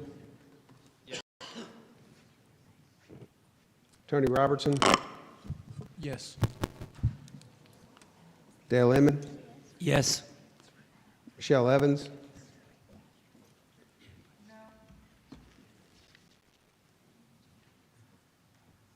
Margaret Matthews? No. J.R. Haas? Yes. Stephen Callis? Yes. Tammy Gunn? Abstain. Carrie Cheshire? No. Gina Smith? Yes. Cindy Castillo? Dr. Morris? Yes. David Armstrong? Nay.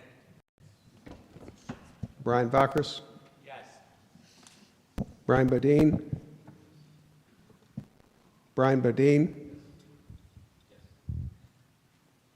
You said yes. Oh, I'm sorry, I can't hear him. Peter Batura? No. Carter Thomas? No. Warrington Ostrom? Aye. Andre Duarte? No. Terry Harper? No. John Carr? Aye. Elaine Cook?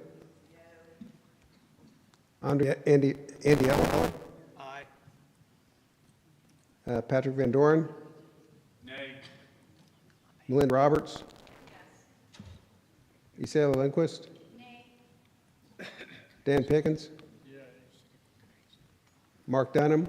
Aye. Christine Whitmore? Aye. Thomas Warren? Abstain. Tom? Abstain. Abstain, okay. Thank you. So, 1, 2, 3. I didn't need your vote, though. 16 to 12 to like 2 or 3 abstains. Brandon Creighton said he wants the language in there. A motion passes with 17 yeas, 12 against, and 2 abstentions. So the language is added. Mr. Chairman.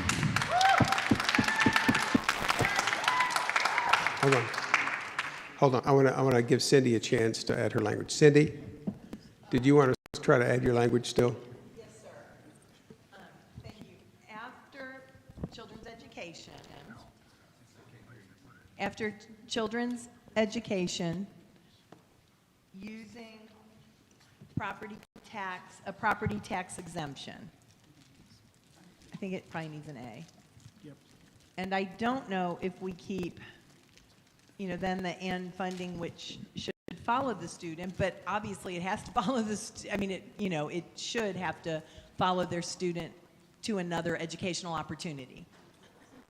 Maybe that's how you keep that in there. Is there a second? I'll second it for the sake of discussion. Okay, thank you. Cindy, do you want to speak to your motion? Yes, sir. Money that you've earned and is in your hands and is, like you don't have to pay it for school, is your money, and you're going to be responsible with that money. Money that somebody gives you starts looking like an entitlement or a welfare or whatever. I think you're not as responsible for that. I think if people are keeping some of their own property taxes, they will use this money really wisely for their children's education. I don't think we as a party create things that are kind of entitlements. An exemption is a purposeful ability to keep some of your money. Okay. All right, thank you. Mr. Chairman, Andy Eller, SD 24. I'd like to make an amendment to the amendment because it just seems stilted. Say using a property tax exemption style or type, a word like that, and then striking the and. So it would say using a property tax exemption style funding, which shall follow the student, because it's kind of stilted with the word and. I think we would accept that as just a friendly amendment. Would you? Yeah. Okay. Okay, thank you.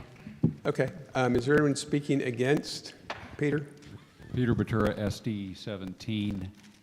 There's a lot of renters. We talked at length about folks that are being forced to rent, folks that are in property, or at least in apartments or some sort of rental property. The tax exemption, how would that flow?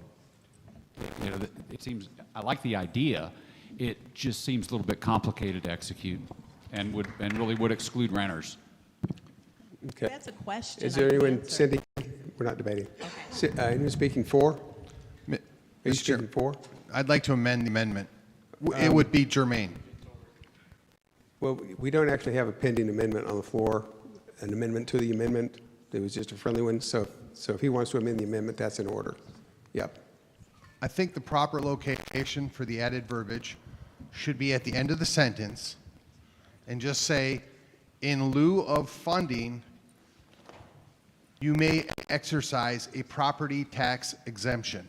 So that way, the renters can choose to take the funding, or homeowner might say, no, I'll just take a property tax exemption instead of funding. So it gives us both options and gives the legislature a little more wiggle room to actually deliver something this time around. Okay, Cindy, are you okay with just his wording and just relocating it? Keeps the idea of what you're trying to get across, I think. Just puts it in a clear, standalone sentence. Oh, okay. Okay, thank you. Okay. Mr. Chairman, Right, so basically, we have a, hold on a minute, we have a separate amendment that we're going to consider. Who is Mr. Chairman? It's Jared Haas, SD7. Friendly point of information. Do we have a hard stop this evening? That may help the Yes, committee we know. do. Yeah. What time are we supposed to be done? 9:30. Okay, so we have about an hour and a half? Yeah. All right, thank you, sir. But you guys want to keep adding stuff and debating stuff, and so. Yes, I was hoping we were clear. I know. I started at the start of the meeting, and you guys, so you guys are, we're going to stay here as long as it takes, and that's on y'all. And if the platform doesn't get printed. Well, let's move on. So let's move on. Anyone speaking against this amendment? Yes, Ms. Evans. Michelle Evans, SD5. This brings up a few issues, not just renters, but somebody with 7 kids who's trying to homeschool gets their M&O taxes of, what, $2,500? Somebody with 1 kid gets $2,500. from their property tax exemption. On top of that, when you're saying the funding shall follow the student, how do you, if you're giving them a property tax exemption with no strings attached, how do you provide proof that the funding is following the student if there's not a string? But if you're saying that the funding shall follow the student, and you're giving them a property tax exemption, and they have to prove that the funding is following the student, that's a string. That goes in the law. Is there anyone else speaking for the amendment? Please be brief, Brian. I mean, you're not long-winded, but I'm just conscious Brian of time. Vacris, SD 15. This gives the legislature room to work out the exact details of how they're going to reimburse citizens for money that the school district no longer needs because they're no longer teaching that student. And this is a legislative detail. I like the language the way it is. Okay. We're going to move to a vote. All in favor of adopting the language on the screen, say aye. Aye. All opposed, say nay. Nay. I think the ayes have it. Thank you. Just a point, we need to put some of that language back in at the top that we struck to try to add that amendment. Is it what? Right up at the top where children's education, did we take any language out there? Because I think we took some language out when we added the amendments. No, I don't think so. No, we're good. We're good. Okay. Okay, y'all, we've got about an hour and a half to finish the rest of the entire platform. School choice, we've just taken care of. Parents' rights in education, enforcement of parents' rights and students' rights, sexual education, Mr. health-related Chairman. education, and the classroom clinical pipeline. Mr. Chairman, Kerry Cheshire, Senate District 10. I have a conforming change that we left out on that one. Okay, which one, Kerry? I believe it's 88 now. If it could come up on the screen. Religious freedom in government schools? It's the healthcare in public schools right here. Okay. So it's distribution and demonstration of condoms. That was the language in the committee. Do you guys get this? So right there at the end of line 2, adding the words "and demonstration." Friendly amendment. Please. Would you please, no, please. We've got an hour and a half, we've got a lot of work to do. And demonstration of. Do we have it, Kerry? Yes, that's correct. It might be and/or. We'll just, okay. Yes, sir, and/or. Okay. Okay. Without objection, we'll add that to the language of the document.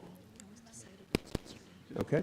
Do you have it right? No, does of come out, distribution and/or demonstration as opposed to of and/or for? Thank you. Okay, thanks, Kerry. I have 2 more, just so you know. Okay. Yep. Not in this section, sorry. Oh, okay. I was waiting. Okay. So that was healthcare in public schools, right? Religious freedom in government schools. Yeah, that's approved. Instructional excellence. Founding documents in high school. American identity and heritage. I'm sorry. The numbering has changed. So Yeah, it has. I need the deal to scroll so I know my language. I got to do the last change before we go on. So we're past 90. Where? On this one, on 92, Thank you. at the very end, the last sentence, it's students instead of schools.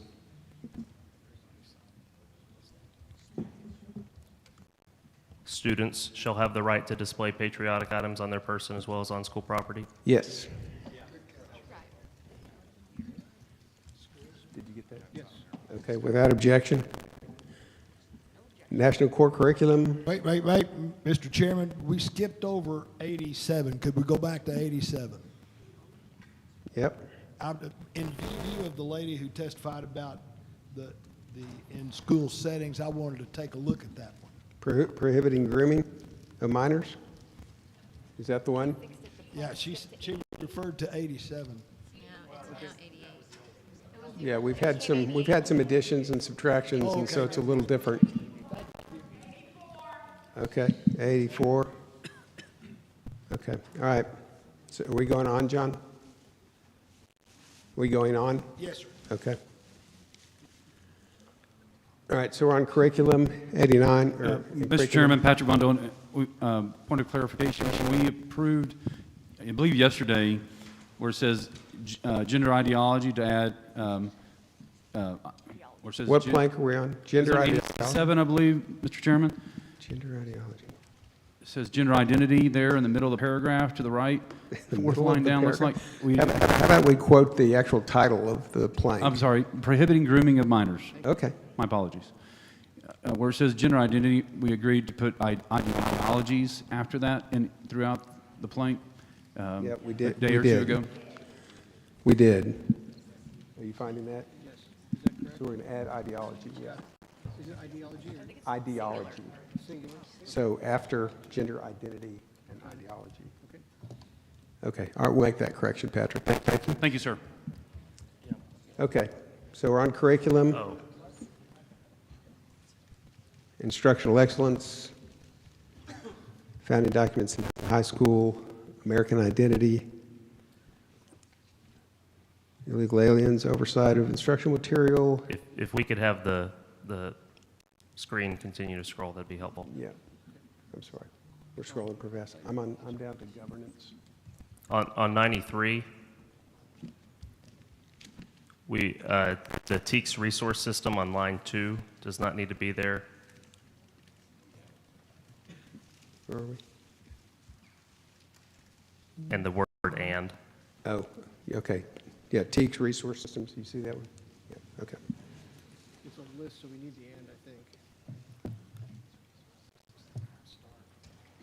think. And strike that "and." Strike and then it's just any remnants of C-scope, so it just keeps going. Okay. Okay, got it. Thank you, Carrie. Illegal aliens, instructions, oversight of instruction material, education on humanity and dignity. Okay, governance. Abolish Department of Education. Where's all the yellow? It's just to clarify the wording. Okay, are we taking a look at this? Yep. Okay, can you guys take a look at this, please? Just to see if this wording makes more sense.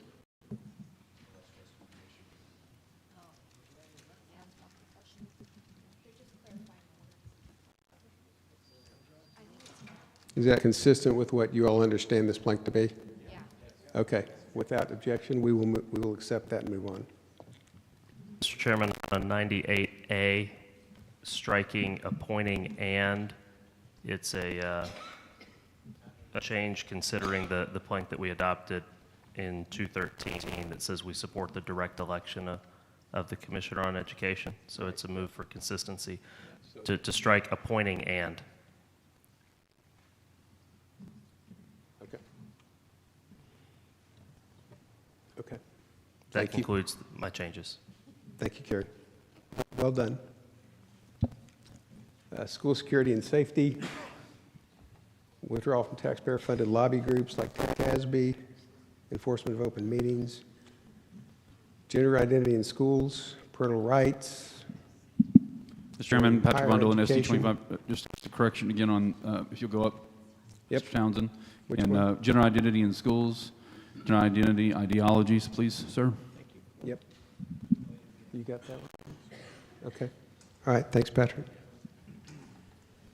Higher education, college tuition, student loan reforms,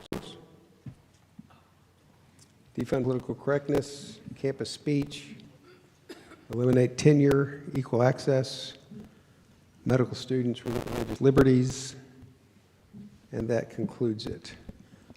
All in favor of approving the education section as amended, say aye. Aye. All opposed? That's adopted. Let's take a quick break, and we'll be back in 5 minutes.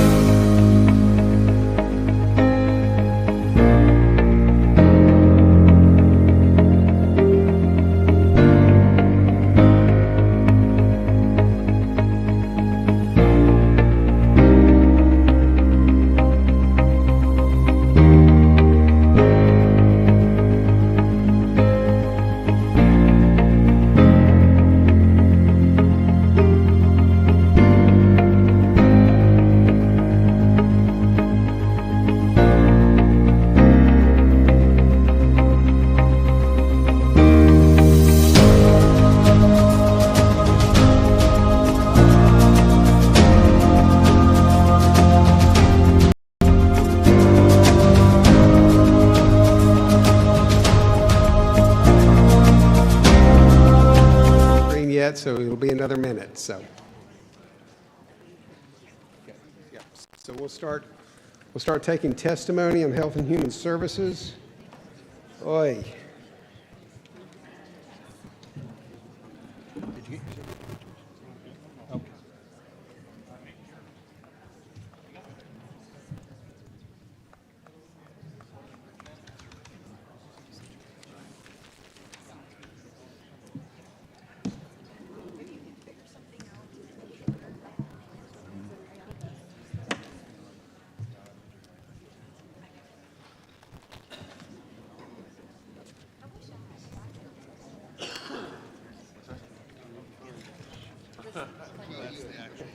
We'll give that a minute.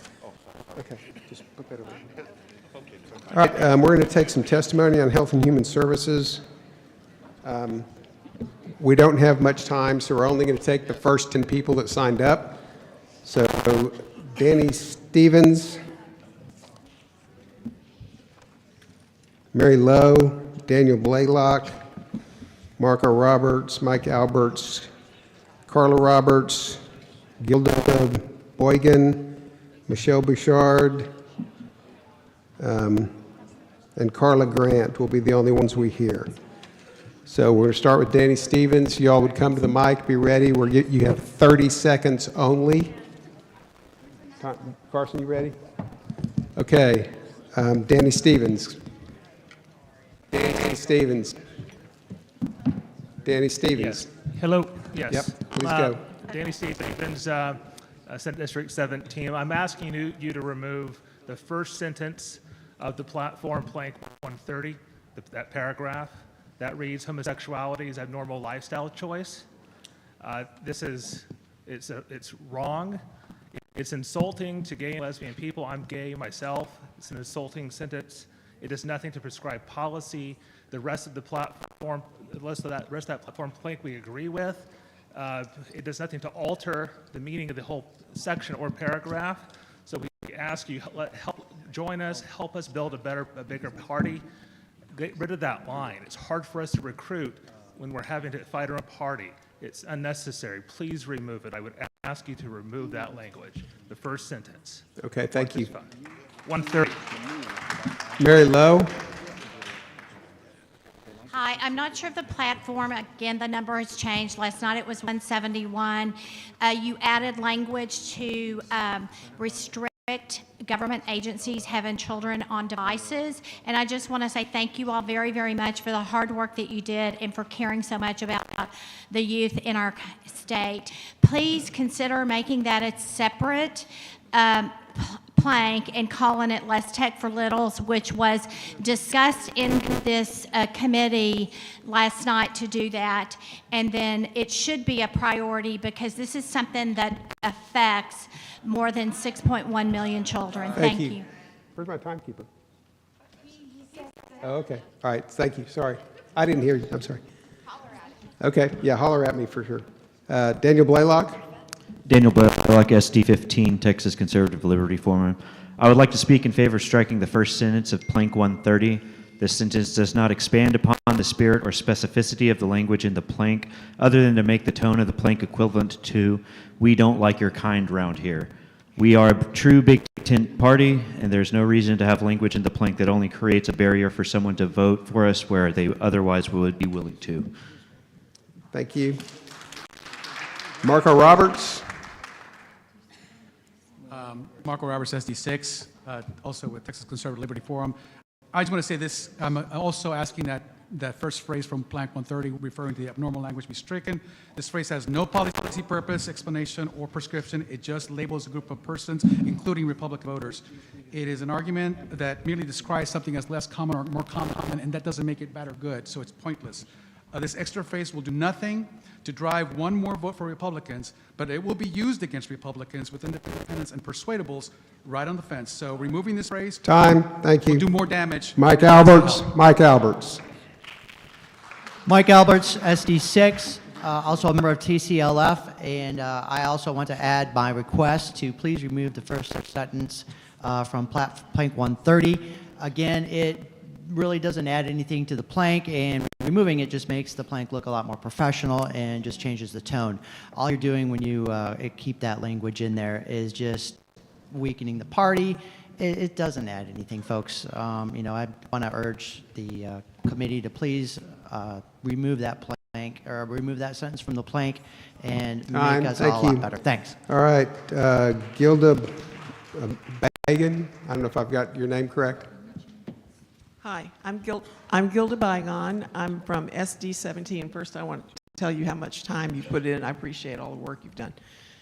I'm also here to ask you to remove that nasty, mean sentence from 130. It doesn't help Republicans at all. All it does is drive away people we need to vote with us, and they're good people. Why are we doing that? That's not Texan. I mean, we're inclusive people. We're big-hearted people. We're not mean like that. Why are we doing that? It doesn't help us. I don't see what purpose it serves. All right, thank you for your testimony. Good people away. Michael Ballard, Michelle Ballard. I was on the list before she was, Carla Roberts. Oh, you're I got right. skipped. I'm sorry. You're Yes, right. thank you. Okay, so Carla Roberts and then SD Michelle Bouchard. Yes, SD 17. I'm with the Texas Conservative Liberty Forum. I move to strike the first sentence of Plank 130 regarding homosexuality. That sentence weakens rather than strikes the purpose of this plank. I think this plank is extremely important, but that first sentence actually weakens it rather than strengthens it. The purpose of the plank is to not grant special status and entitlement to people LGBTQ, rather than alienate them, and to protect those who oppose their lifestyle. That needs to be protected. But by putting that sentence in, what you're actually doing is those people who have connections to that. Thank you for your testimony.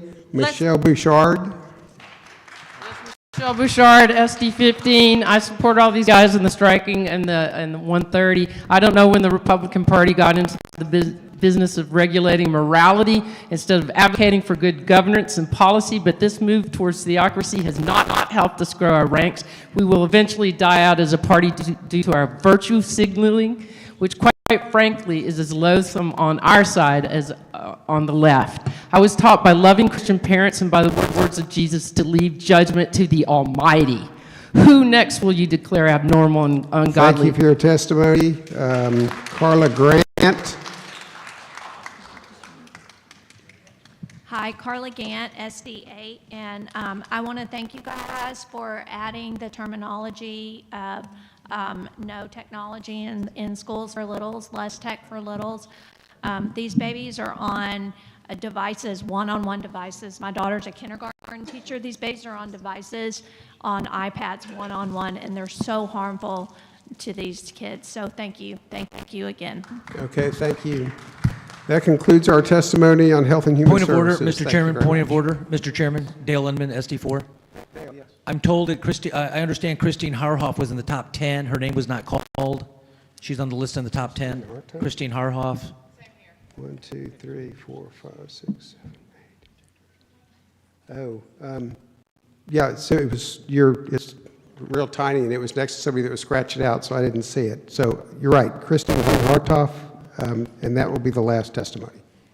Sorry, thanks, Dale. I am asking you to please bring back the drafted language in regard to IVF. The regular disturbing practices of IVF involve using donated sperm and eggs from outside the marriage, grading embryos to determine who lives or dies, freezing embryos that the parents don't want to care for, and creating children for homosexuals, and selective reduction, which is surgical abortion. Your local IVF clinic is your local surgical abortion clinic, Post Row, and it's high time we did something about it. Okay, thank you. Okay, we'll take up Healthcare and Human Services section, if I can find a start. Okay, parents' rights and responsibilities, parents' rights of dependent adult Can we children. have it on the screen, Mr. Chairman? Can we get it on the Yep, screen? hold on, sorry. Health and Human Services, so about 110.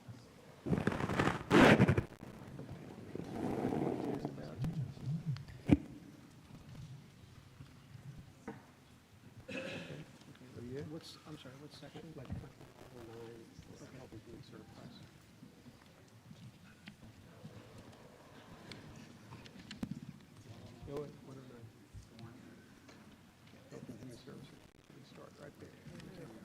Okay, yep. Okay, ready? Ready. Okay. Parental rights and responsibilities, dependent children, parental consent, medical freedom. Did we get that one right? That's a long one. I want to make sure we got everything in there. Texas Medical Practice Act, medication manufacturing, labeling, secure medical records and informed consent, right to try, health savings account, Texas health savings account, parental safeguards, welfare reform, child support, oversight of disability claims, Medicaid reform. Mr. Chair, Yep, on Medicaid reform, Yep. the editors have language available that was approved last night, which has been left off of this document. okay. Can you give it to us? So we need to fix that. So you got, this, she said you've got it.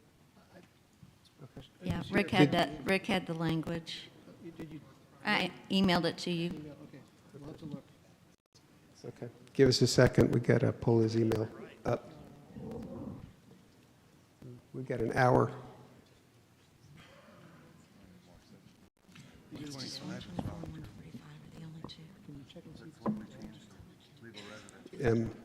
Is the language at the end of the plank, is that what you're talking about? We Yes, oppose it was added at the end. Oh, it was added at the end of the plank. Is that correct?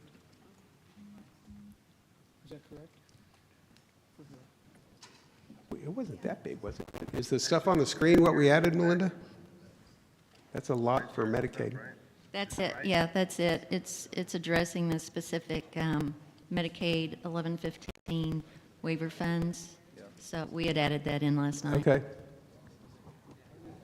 Did we add all that? Yes, we did. Okay. Okay. All right, so we'll get, so we'll get that put back in.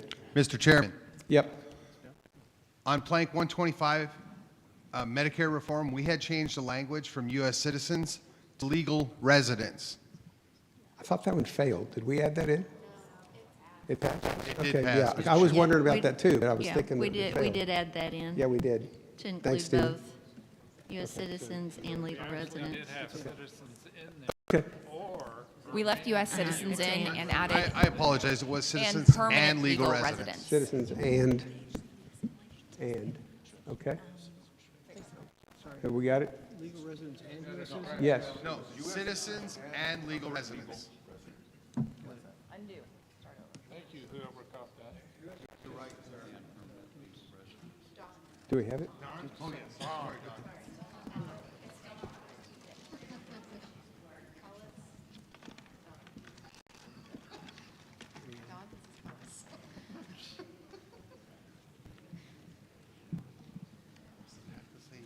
Okay. Okay, got that? All right. Okay. Patient, Obamacare, home community-based services, caring for citizens who are mentally disabled. And on plank 127, Yep. we had added in all the language back to the original plank last night, and that has been left off. Did she send us the language for that one too? Is that in your email, Melinda? No, it was just brought to my attention. Okay. But we had added all the original language of the original plank back into that last night. Was it in the 2022 platform, or was it? Yeah. Okay. We can go back and get that. Okay.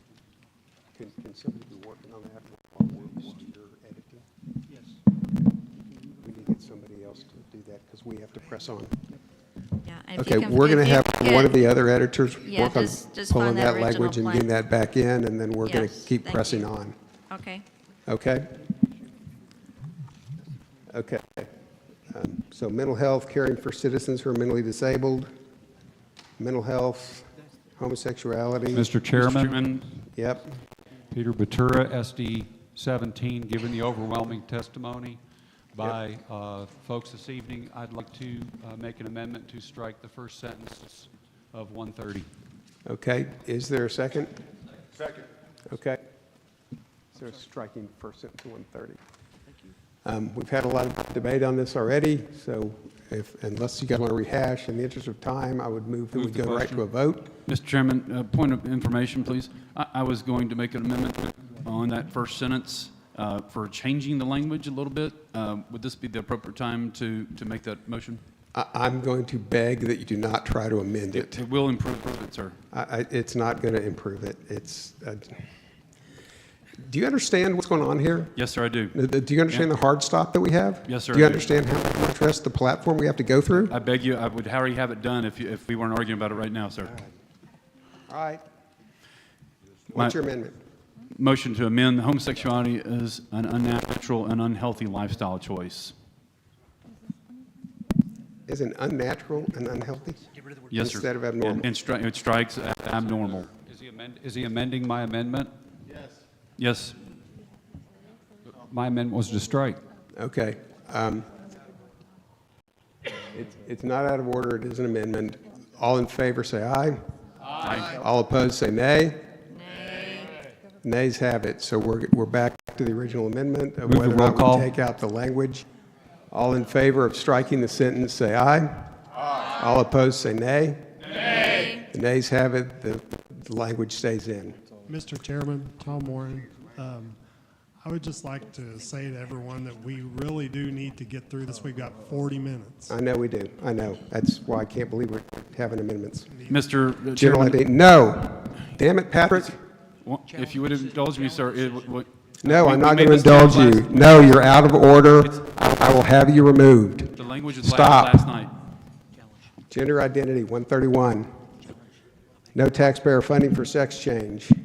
Counseling methods, addiction, cannibal classification, pornography crisis, conscience clause, fetal tissue harvesting and stem cell research, support for sanctity of life, preventing any death by abortions, medical emergencies, Planned Parenthood, preserving the dignity of human embryos, life-affirming patient protection. See something in yellow coming up? Mr. Chairman, on 145, the editors have the language that was included last night that is not there tonight. Okay. And this is a recommendation to actually turn that language into a separate plank entitled Less Tech for Little Texans, and entitle it the name of that plank and put that language in the new plank. Okay. That's a compound motion and it's out of order. So we're just going to add this back in. Now, if you want to make another motion, well, without objection, can we add the language back in that we had last night? Okay. So now if you want to make a motion that we create a separate plank, that would be in order. Yes, with this information, let's create a separate plank entitled Less Tech for Little Texans. Okay. Does anyone want to create a separate plank out of the same language? All in favor say aye. Aye. All opposed? Okay, so we'll make it a separate plank. Tech, not tax. Okay, thank you, Melinda. Let's tech. Yep. Thanks, Brian. I don't think that. Okay. Prohibition of biocultured food. Medicaid group. Okay. Do we Mr. have Chairman. language? It's in, that is The ones that we were talking about before, we passed over. oh, I don't, Did we get that fixed? No, I asked them to put it back in. Yeah. Okay, well, I need to have that so I can approve this section. Mr. Chairman. Could I have the testimony chief of criminal and civil justice, please? That's going to be next. Who had it, Mr. Chairman? Mr. Chairman, Peter Batura, SD 17, Yep. notifying the chair of minority report for 130. Okay, thank you.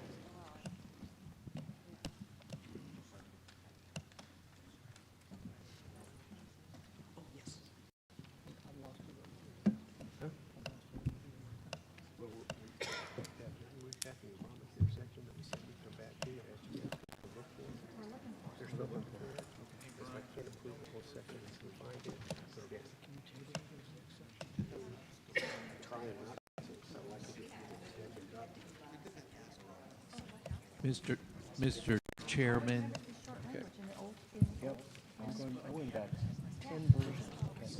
Mr. Chairman, Tony Robertson, SD3. Do we need to approve that section? Yeah, we were trying to find the language that we skipped over before on the Obamacare section, and Melinda, we cannot find that language.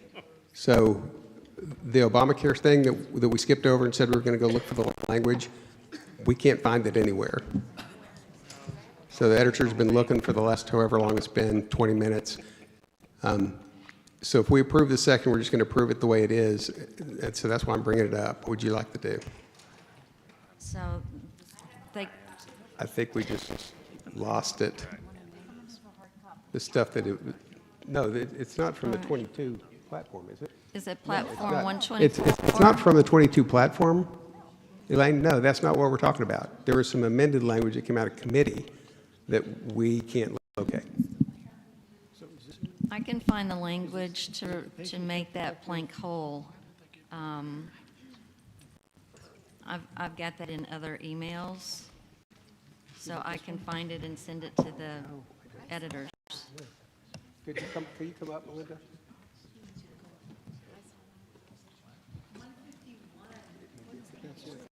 Yeah, but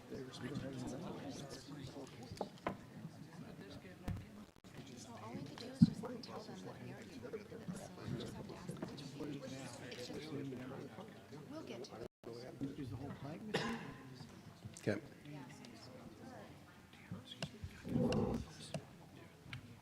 Mr. Chairman, Stephen Callis, SD, I'd like to make a motion. We just table the final vote on this until the appropriate language is found and move on to the next section so we can stay on track, sir. Yeah. Track is Second. special. Yeah, I'm not debating with you. We can do that. I would rather do that, but I didn't want to have to come back and redo the whole thing. So, okay. Can you guys work on that while you're still working? Okay, all right. Okay, all right. So we'll table this for now, and then we'll come back. Criminal and civil justice. In the interest of time, I'm going to cut this down without objection from the committee to 3 speakers at 30 seconds apiece. Does the committee have any objection? No, sir. Okay. So the following 3 speakers, Aileen Blakowski, John Pauks, and Sarah Fields, you have 30 seconds apiece to speak. Thank you, Mr. Chairman. Aileen Blakowski from SD30. I would like to amend what I see is actually plank 148 for the obscenity exemption. We need to, just for uniformity and consistency with language that has already been accepted by the Legislative Priority Committee on priority number 5. Okay, and I've sent this email to all members of the committee. I referred to it as 147, but it is 148. There's a language change there. We need to prohibit taxpayer funding to any entity that permits presentation or encouragement of sexuality, pornography, or transgender ideology to minor children, and add a plank. Thank you. John Pauks. Please leave the plank regarding gain-of-function research alone. It's perfect. Thank you. Thank you. We will try to do that. Sarah Fields. Yes, hi. I actually don't see my plank up there. It's the one that was there last night, that passed last night regarding the minimum sentencing of 25 years. You got it. Okay, awesome. I think the least we can do for survivors like my daughter is to make sure that offenders are put away for 25 years without an opportunity to get out on good behavior. 42% of child molesters are reconvicted of a violent or sexual crime within 15 years of release. And remember, these are just the ones who get caught or are reported. It took my daughter over 10 years to speak up about what he did to her, and I think a 25-year sentence is more than fair. Thank you. Sarah. That concludes our testimony for criminal and civil justice. Let's go as quickly as we possibly can through this with no amendments or comments. Okay. Hey, Dan, we need to get going. So you can have somebody else help with that. Oh, and Mr. Chairman, did I understand you, point of information? Did I understand you to say you're going to add that plank back in? Yeah, but that's in a different section. Obscenity exemption. Mr. Chairman. We have that up on the field. Christine Whitmore, SD30. Motion to amend? I sent the language over to the editors already, if they want to find it in their inbox. It was labeled 147. It's now 148. This is to align with the testimony that Eileen Bukowski just gave. We have 45 minutes to finish the rest of the document. I'm sorry, I didn't want to do it, but I needed to. What is your addition? It's to add at the end, replace the period with a This is semicolon. on the obscenity of exemption blank? Yep, okay, I want to make sure you're in the right place. And prohibit taxpayer, Well, this is the obscenity exemption blank. yes, at the very end. And prohibit taxpayer funding to any entity, comma, that permits, comma, presentation, comma, or encouragement of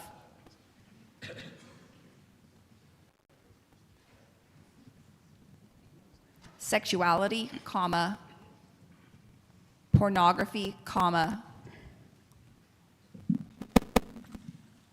or transgender ideology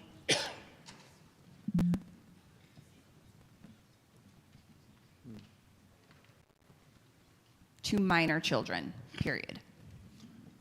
Second the motion by Patrick Von Dolen, SD 25. Thank you. Any discussion? All in favor, say aye. Aye. All opposed? Okay, so we've got that addition. Okay, let's see if we can get through the second plank. Civil asset forfeiture, government surveillance, location data privacy. In the interest of time, instead of just reading these, does anyone have anything else in this section that they want to talk about? 168, we just, the language we approved to have changed, and it just needs to be changed. 168, Yeah. family The word law. equivalent, we Are you on the changed it back to parroting? equal. Correct. 168. Yep. Strike Yep. equivalent. We voted on it. Hold on, let's get it up on the screen. 168. 168. The word equivalent, we voted and changed it to equal, so it just needs to be updated. It's in providing for equivalent and consistent parroting. It should be the word equal. Yes. Okay, without objection? Thank you. Anything else in the rest of this? 157, sir. Which one? 157. We could put the word in there, illegal or false. Government Code 301.022 says that the only committee that cannot waive testimony is the General Investigating Committee in the House, which they did, so the impeachment. Is this your language that you're, I'm just saying, no, my language says false or illegal. where? In the 158, if someone brings articles of impeachment charge, penalty in the title for false or illegal accusation. Without objection, we'll take that. Perfect. Okay, thank you. Okay, Your so Honor, that before- should wrap up this section. Mr. Chairman, would Christine Whitmore, SC30, would you entertain the addition of a new plank at this time for this section? Wait, is this criminal and civil justice? Okay, we do have another plank that we need to add anyway. This needs to be. That one's already here. It's typed in. We just have to consider it. Okay, good. Okay, so in the protection of children in yellow, this was not in your document, but this is the plank that Dale added last night based on Sarah Field's testimony. We approved it last night. It wasn't in your document, though, so if you approve it now, I'm just asking you to vote to approve it now. So all in favor, say aye. Aye. All opposed? Okay, so that's added. Is that what we were addressing? Okay. Okay, all in favor of approving the criminal and civil justice section, say aye. Aye. All opposed? Okay, all done. Thank you.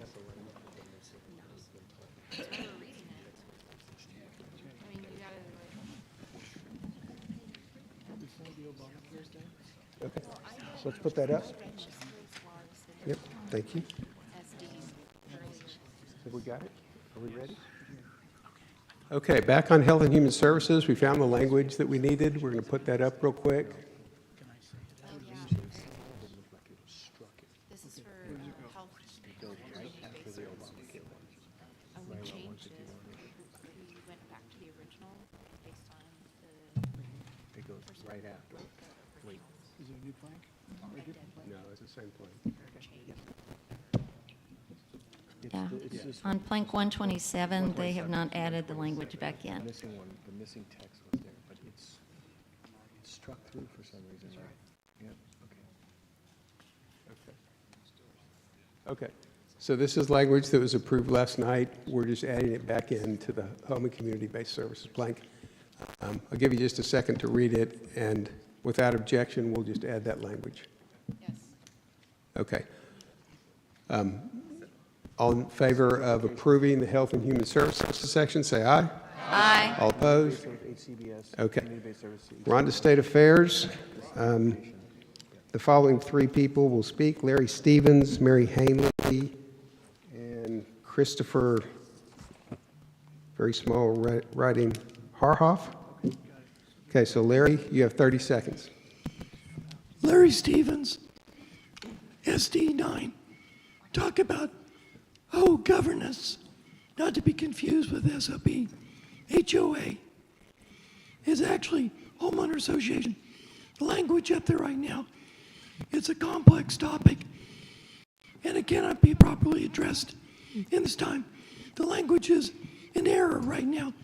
HOAs don't deal with deed restrictions typically.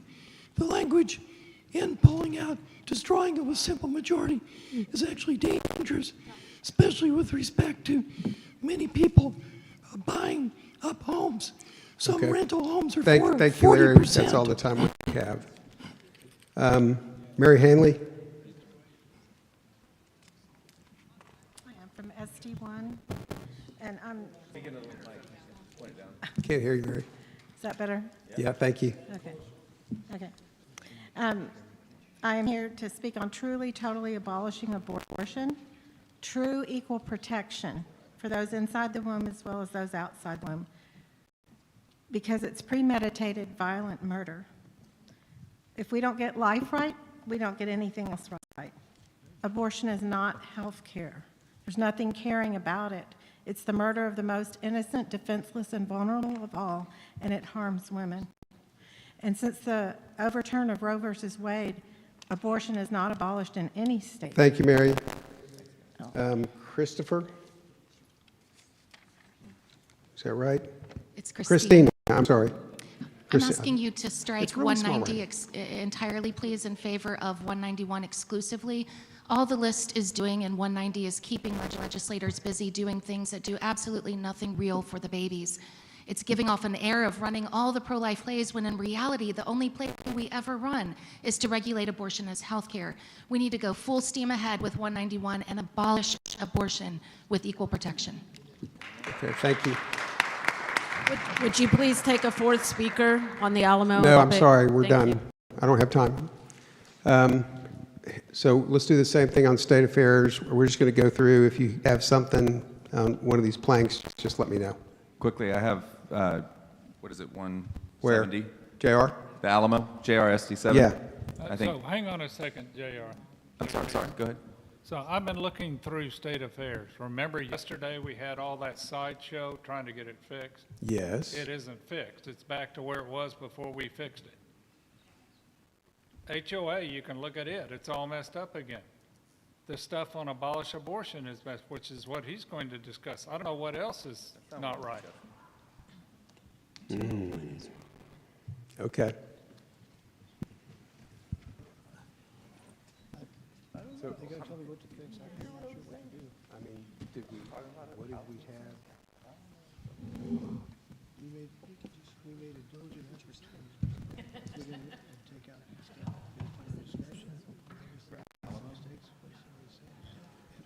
Yeah, 191's got to be section cut out.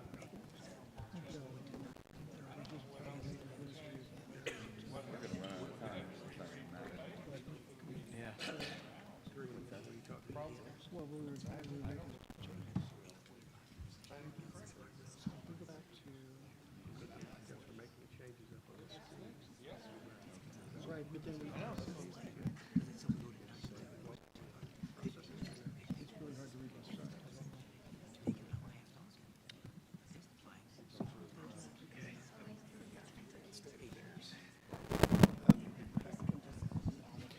Mr. Chairman, when you get a chance, I do have a motion that's really quick in this section. Hold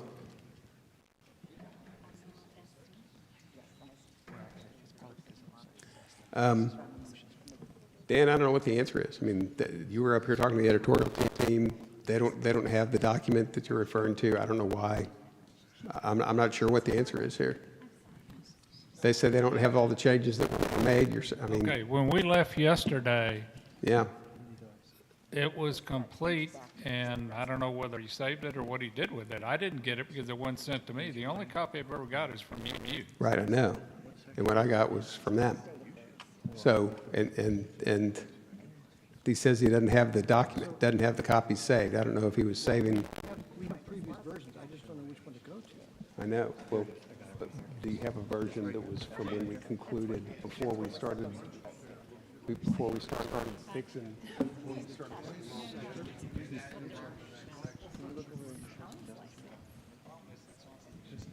that's the pro-life one.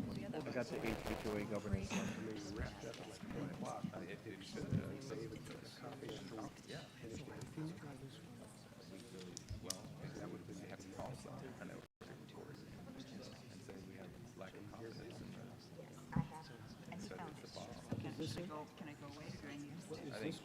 Looking for the HOA one, which is 220. Okay, I gotta solve this one first, I think.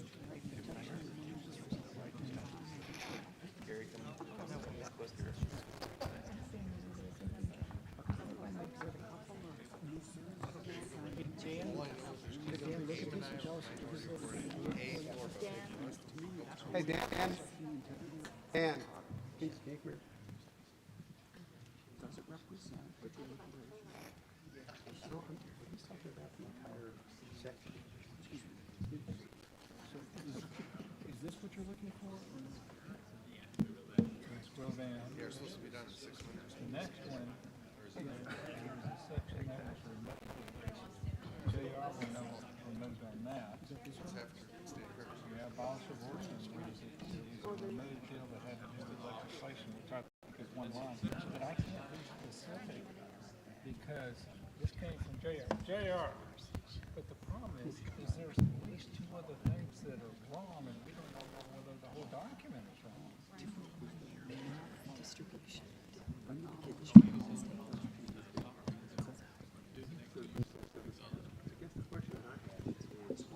Might I offer a suggestion? No, hold on. No, this is in reference to that. If you have autosave on, I know. are you able to go back 2 or 3 revisions? We have lots of versions, we're trying to find the right one. Okay.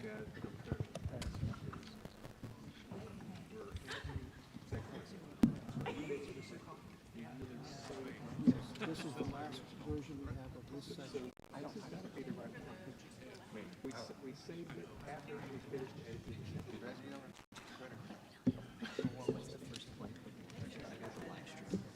Mine doesn't. Every time I resave it, see it. Copy, it's just kind of.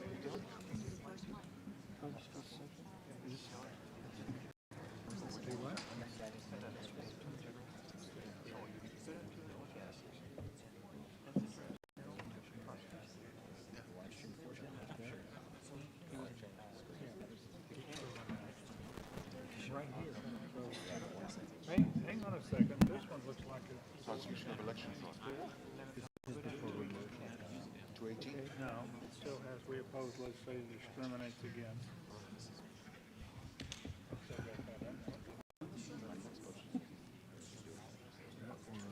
Let me take a look at the version you got here. Scroll down to, let's look at HOA. That's what definitely.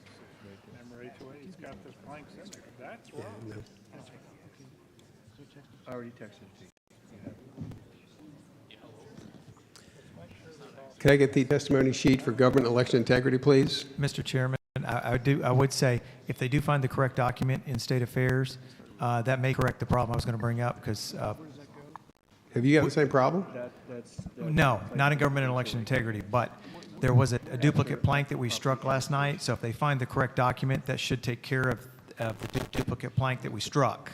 Okay. Because it is duplicate now, because plank 200 that was in our document and 218K are now duplicates. Completely with what I texted Okay. you. And then change the format. Okay, we're going to take testimony on government election integrity while we try to figure out our technical problems. Solomon Bachman, Greg Watson, Debbie Bell. Are you ready to testify? You have 30 seconds apiece. Go ahead, Solomon. Thank you. I won't try to take up too much of your time. I'm here to talk about the Public Information Act. It's one of the most important things that we use in government integrity, and we've lost sight of it, and it is currently abused all and up and down the size of government, from state agencies to local municipalities, and they're using caveats to restrict records, and we need to recognize that in our platform and make changes and add prohibitions and penalties for abusing the act. Thank you very much. Thank you. Greg Watson. Yes, Senate District 14. On plank 210, relative to Speaker and Speaker pro tempore of the House of Representatives, the first section A is very sloppily worded. I came up with some wording to fine-tune that and give great clarification. I think Mr. Batura may have an amendment prepared already in the queue and ready to go to clean up the sloppy wording. Thank you. Ms. Bell. Deborah Bell. Hearing none. We're closing comments for government election integrity. Okay.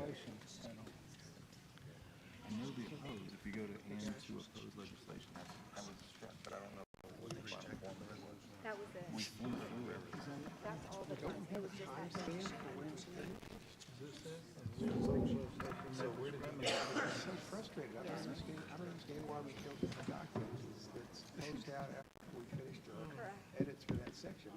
It's timestamped based on when we finish the conversation. You may have been merging the wrong document. Yeah, maybe, well, I think part of the problem is, he was doing the edits last night, so some of the same stuff's like his computer. So he sent it to me, and I thought I had the right stuff. So you maybe just saved it. Or saved the wrong version as the last one. Yeah, so text that I don't. Let's put the abortion, the abolish abortion in there, let's let it get reviewed.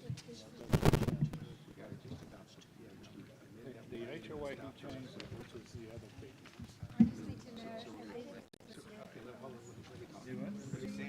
So we're going to basically take them in the section, and then the rest of the section has. I'm following. Okay. Okay. All right. What? I think we got it. Let's just leave it in. I don't care. That's not that big of a deal. I understand, but you guys are the ones that questioned it, so it's in my. Okay. All right.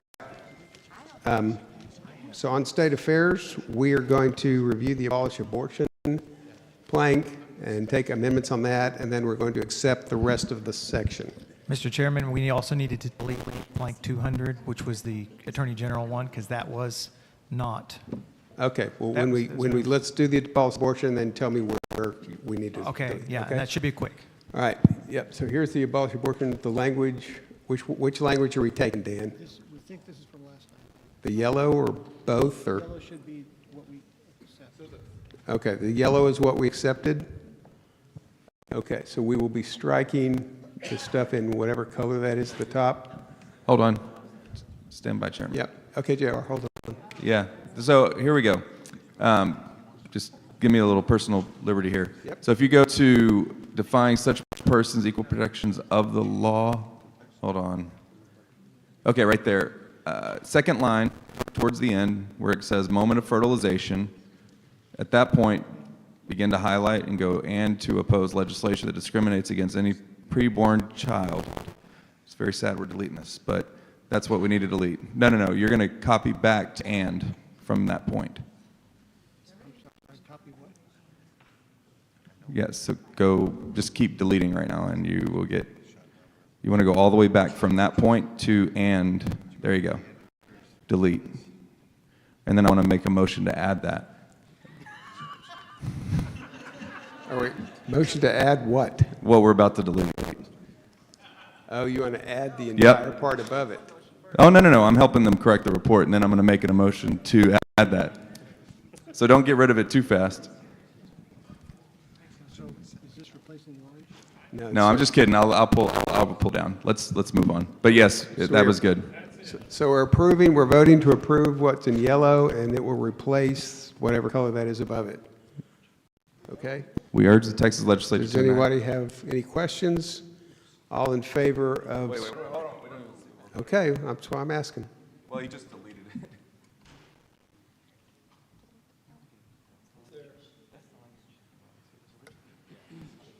Sure.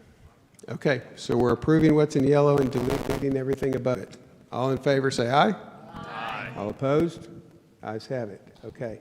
Mr. Chairman. We're now, gonna Mr. leave Chairman? blank. Yep.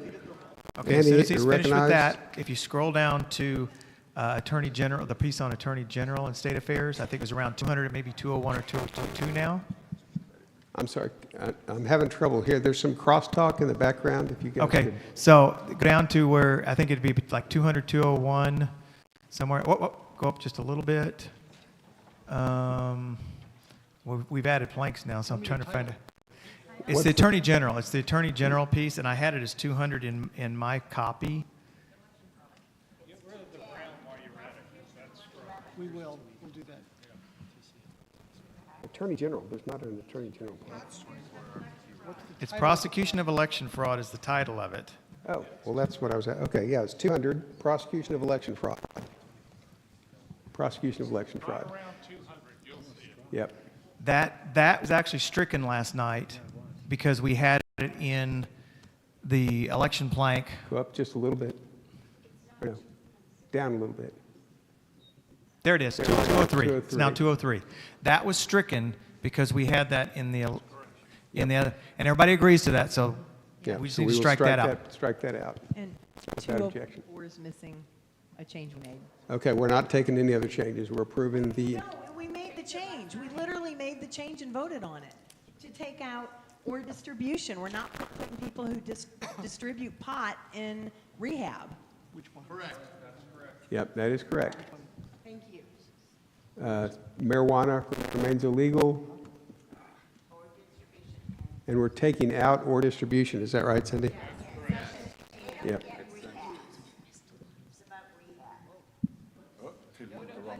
What'd we do?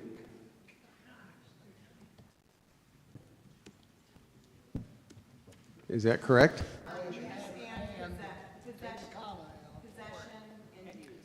And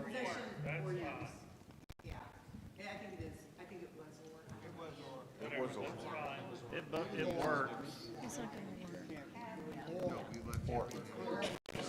Okay.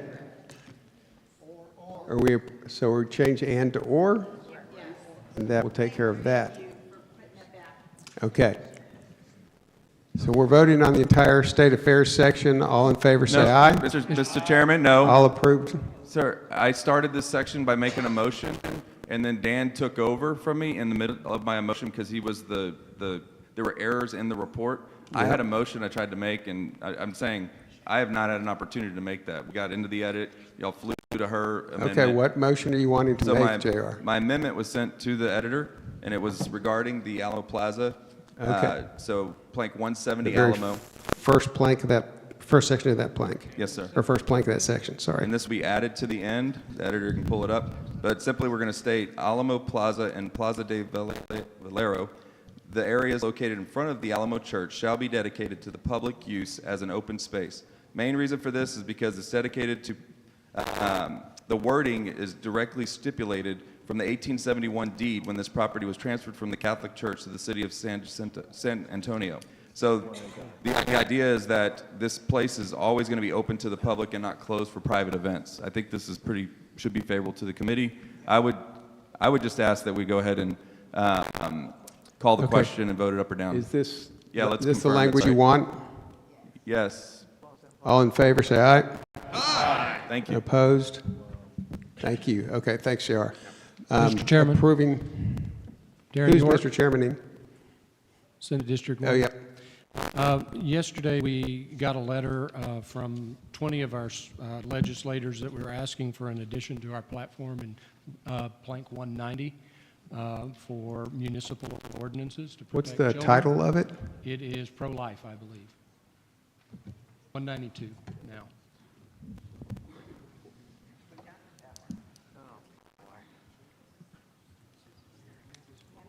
And after, Okay. and with speaking with a couple of those individuals today, they have asked that we add one more line to the bottom of this list. Okay, so what is your proposed amendment, please, for a new It number would be number at the bottom? Letter M as in Mary. We support the right of Texas municipalities to protect mothers and their preborn children in their communities by passing enforceable city ordinances that further ban abortion. Slow down a little bit, please. Sorry. Municipalities to protect mothers and their preborn children in their communities by passing enforceable city ordinances. Just by passing enforceable city ordinance? That's it? Ordinances that further ban abortion within their city limits, comma, closing loopholes in state abortion laws. Okay, after the comma, I couldn't hear you. A little louder, Closing please. loopholes in state. Yeah, within their city limits. Hold on. And comma. What comes after city limits? I'm sorry, the editor's City trying to limits, keep up. comma, Yep. closing loopholes in state abortion laws. Closing loopholes in state abortion laws. Period? Is that it? That's it. Okay. Okay. Is there any debate on, well, I need a second. Second. Is there any debate? All in favor of this issue, say aye. Aye. All opposed? Okay, thank you very much. So we're going to vote on the entire section. All in favor, say aye. Aye. All opposed? Okay. All right, what do we have next? Government and election integrity, Andy. Do we have any, we already had our testimony, so let's get Yeah, to I it just for a had second. one perfecting amendment. The very last, or not the very last plank, the plank entitled Republican Party Operations. And I sent the language to the editor. If you go to this, right after the, it's like the fourth or fifth line down. 248 is what you're talking about. Yep, go up. It's short. There it is, Andrew Eller, SD 24. See it? Copy that language. This is basically restoring the language that was there before we took out in subcommittee. So go to between rules and we and add that sentence. It's like the fourth or fifth line down in that plank. Right there.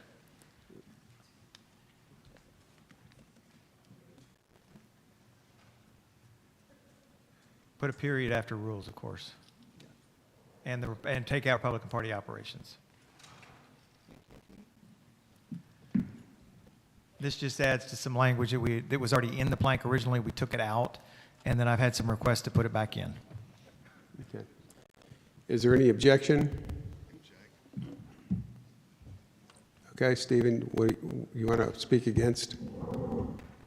So to be clear, this is now going to put every county executive committee in charge of who their chairman is from this point going forward?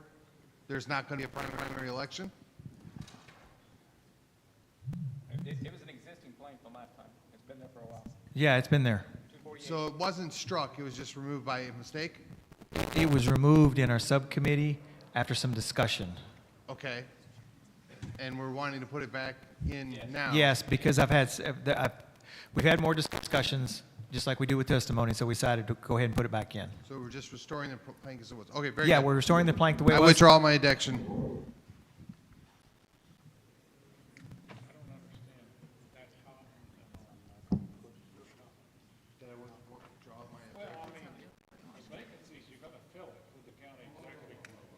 This is doing That's not what that instead says. of an election if you want to. I understand, it's all jammed in there together. If it was a vacancy, yes, but this is now going forward every 2 years we're electing. So if you want to take it out, that's fine. I'm just. Okay. Tony all right, Robertson, do we want to SD3. speak For it. For? Yep. I've already said my piece. Okay. Anyone speaking against? Against Cindy Castillo, Yep. SD 12. I would change the title to the Keep the Dictator chairs plank. Second. I'm going to take that as a humorous. No, for real. Okay. I take that. Okay, Tony Mr. Robertson, Chairman, I SD3, just may I withdraw speak my for it? motion. Tony? Oh, Andy's withdrawing it. We're going to pull it back out. Okay, thanks, Andy. Thank you, sir. Okay. Anything else in this section? Mr. Chairman, plank 212, Who's talking? David Armstrong. Oh, I'm sorry, thank you. SD 212? 14. Yep. What's the plank title? 212 is the Speaker and Speaker Pro Tem.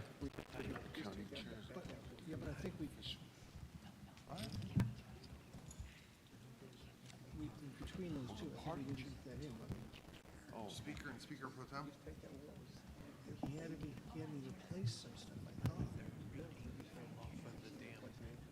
Well, it's Texas Speaker of the House, I guess. Is Yes, that's the way it's supposed to work. David, what's the plank title that you're looking for? It's Texas Speaker of the House, House Committees, and Legislative Okay. Quorum. Thank you.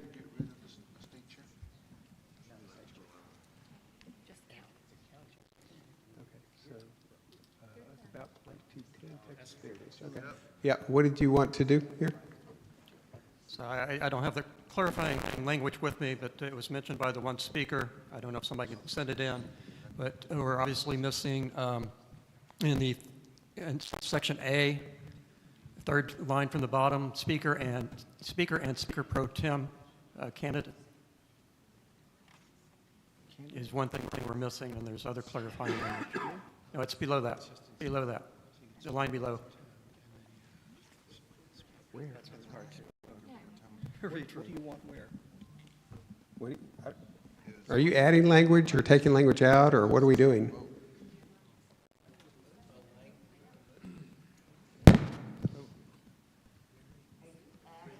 Are we adding something? Yeah, we're adding. Hold on. Elaine, he has the floor. Let me get him to give his testimony. Okay, What do you, this is more complicated. The title after Speaker, I guess he's removing Texas. And after are you Speaker, talking about the title, or where are we in the plank? Are you at A? This is a compound amendment. It's a very compound amendment. What are we trying to do? make those changes.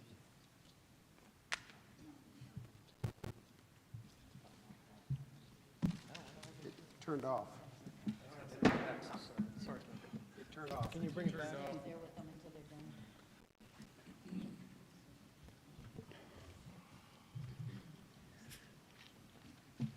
Is there a problem with the language, or is this nitpicky stuff?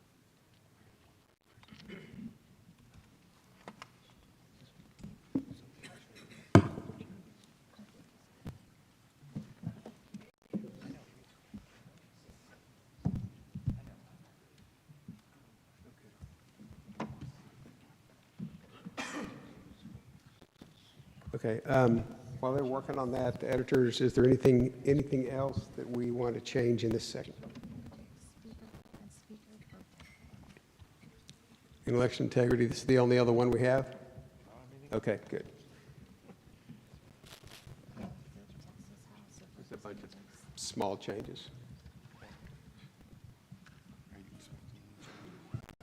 Mr. Chairman, I'd like to, ADLRSD 24, I'd like to just state those as non-substantive changes and just let the editors make those changes, but people have to see them to allow that. Do you know what they are? Have you seen them, Andy? Yes, I have seen them, And you and have to me, it's all objection? non-substantive. It's just trying to clean up the language a little bit.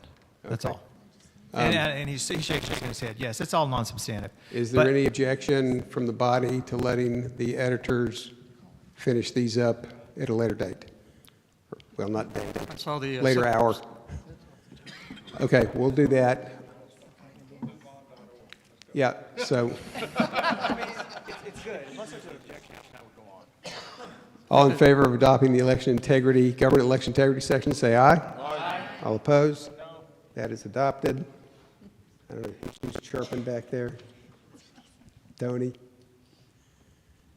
Okay, so we're on to, I think, national defense? Yep. National defense is the last one, but then we have to do all of our resolutions. Any testimony on national defense? Hearing one. Joseph Figueroa from SD4. Yep. You have 1 minute. 1 minute. Thank you, everybody. We're familiar with the weaponization of the federal government and others to censor, cancel, and to do other harm. Some of us have felt this personally, and you may know friends and family who have been impacted by people who exercise their God-given right to free expression, for example. Because they've weaponized the word anti-Semitism, it's very concerning to me that there's a plank that starts with the sentence, anti-Semitism is incompatible with the Republican Party. Take a look at the IHRA definition for anti-Semitism, which would essentially make it anti-Semitic to quote biblical truths, like Matthew chapter 12. This is a Trojan horse for those who are very savvy, so I would recommend that you strike the first sentence of the plank that begins with the word Israel. The Israel plank. All right, thank you. Yep, next. 1 minute, please. Dr. Brooks McKenzie, SD1, and I'll apologize if I sound like a frog or pass out because I'm exhausted. And I'd like to back up our previous speaker. So I was a researcher by trade back before somebody pissed me off and said, what are you going to do? And I got into politics. But what we know is that definitions matter, and especially in courtrooms or other people. And when someone asks me to look at this, they're like, what? So I Google it, and I can get 5 or 6 definitions, but if I look at a TikToker, it's another, and it's all over the place. I know what I was taught many years ago, what anti-Semitism was, but this is a different world, and if this person reads it and that person reads it, is it the same thing? Because if I tell someone to hug a child, I need to say it's 5 times. I need to define it so they know, because if I say hug them a lot, for some that's every day, and others that's once a week. So I need to define it so that it's very structured. It can't change with slaying over time or a redefinition. John? Thank you. Thank you. Plank 230, military readiness. Opposition to gender theory in the plank is good, but as a recently departed government civilian and retired lieutenant colonel, DEI is a poison that's crippling our military. DEI, military readiness, 230. I propose the words, we oppose gender theory, DEI, training and re-education, other social engineering topics, et cetera, et cetera. So that's under 230, military readiness. This is really a big bad poison that's killing our military, folks. So thank you. Thank you. I will advise one of our editors to type that up so it'll be ready. Okay. In national defense, are there any changes in national defense? Mr. Bodine? Very good.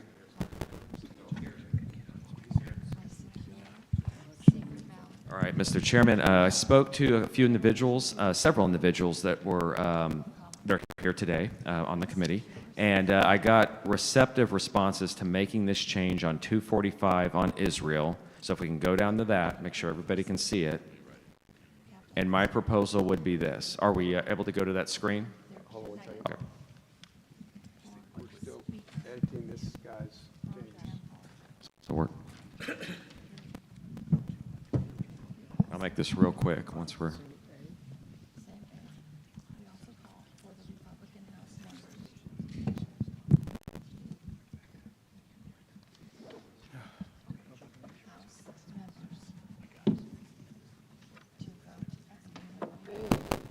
Speaker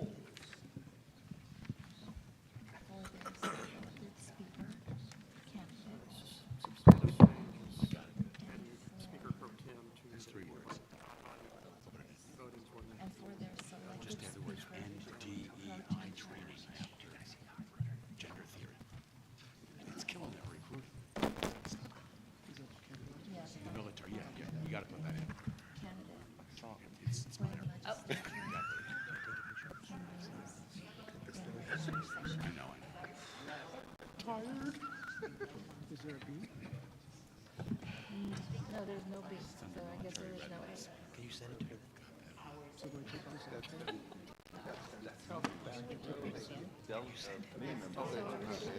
It's me being silly. Gary Isaac. Like that whole inspection. Tired, we're hungry. They won't let me go play over there. What am I supposed to do?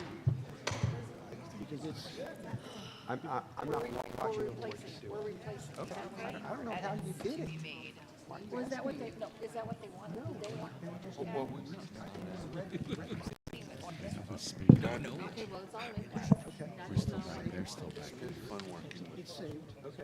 But what am I doing with the pen? This is. It's butterscotch update.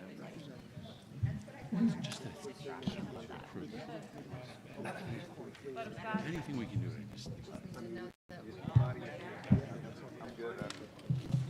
Because what happens is, legislators, maybe even some Texas congressmen, Republicans, maybe we can get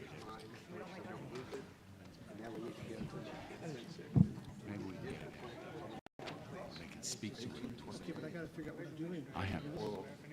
That's the one that has that word. That's what I'm doing.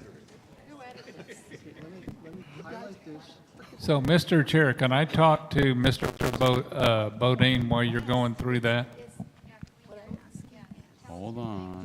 No, I've been doing a little bit of research on this anti-Semitic, and what I don't understand is the definition in Webster you would think would be, is what everybody else calls anti-Semitic.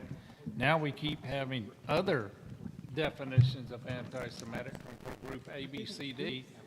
Then I'm going to say everybody calls me a gay guy, and now gay is bad. I mean, this is, I don't get it. Anti-Semitic is anti-Semitic. Period. It's up on the screen. So, Mr. Chairman, do I? But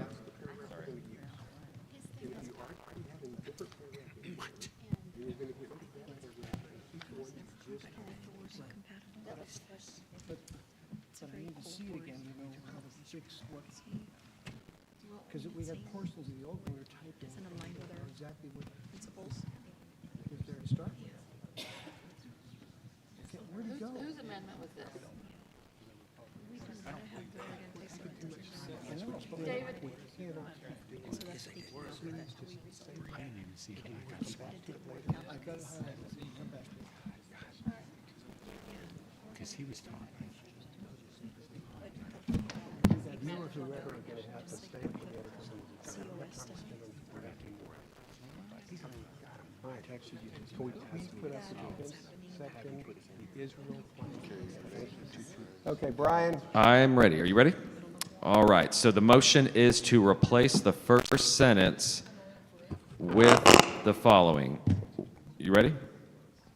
We strongly condemn the violence, harassment, and hatred directed towards Jews and Israel worldwide.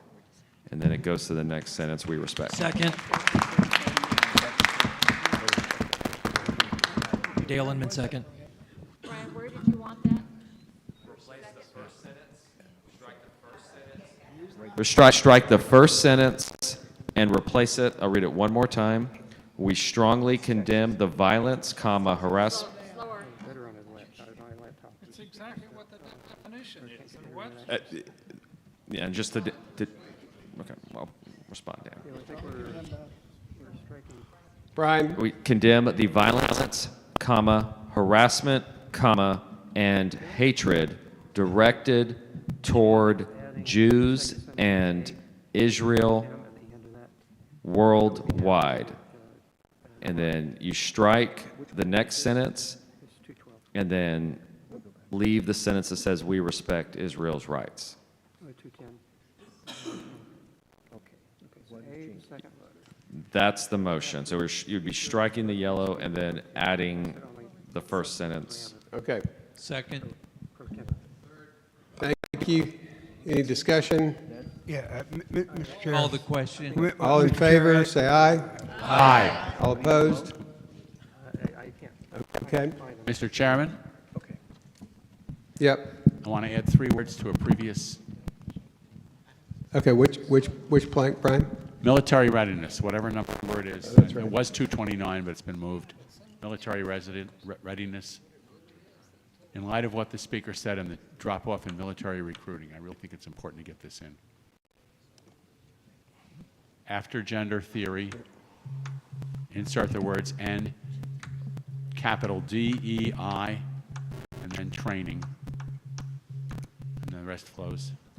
This is the one that I have language I typed in for already. Okay, well, just, Can we just type the language? do we have it in the document? Yep, that's it. Just pull the whole thing. Yep. Okay. I think he's got the whole language, so we're just going to put that over, okay? 3.5 minutes. 3.5 minutes, Mr. Chair. I know. Thank you. Mr. Chairman? Hold on. Okay. So what's up on the screen is what we're proposing to change for military readiness. All in favor, say aye. Aye. All opposed? That's adopted. That concludes, Dennis, did you have something else? Yes, Mr. Chairman, Yep. Dennis London, SD2. I had submitted a new plank. I know that this is last minute, but it went in last night, and it's in Veterans Affairs, Preservation of Military Honor and Integrity. Okay, hang on. Veteran Affairs section, Veteran Affairs section, military. Yes, sir. So the name is Preservation of Military Honor and Integrity. It'll be underneath of Veterans Affairs. It'll be a new plank. Is it a new plank? New plank. Yep. Can you text it to us? Title? The title was Preservation of Military Honor and Integrity. And he says, you emailed it, right? Yes, sir. Email or text? I can read it while people are waiting.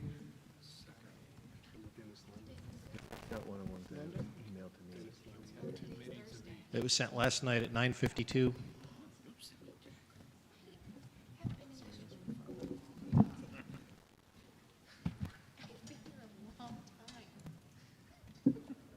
You're young. You should never.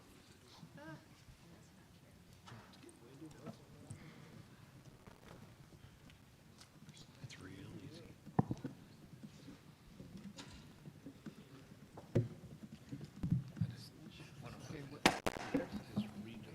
Have we got it up there, right, Dennis?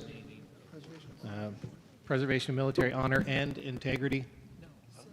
Integrity. And then beginning is, we believe that the, yes. Okay. Second. Let me give you guys a second to read this. Okay, thank you. Andrew's always very fast.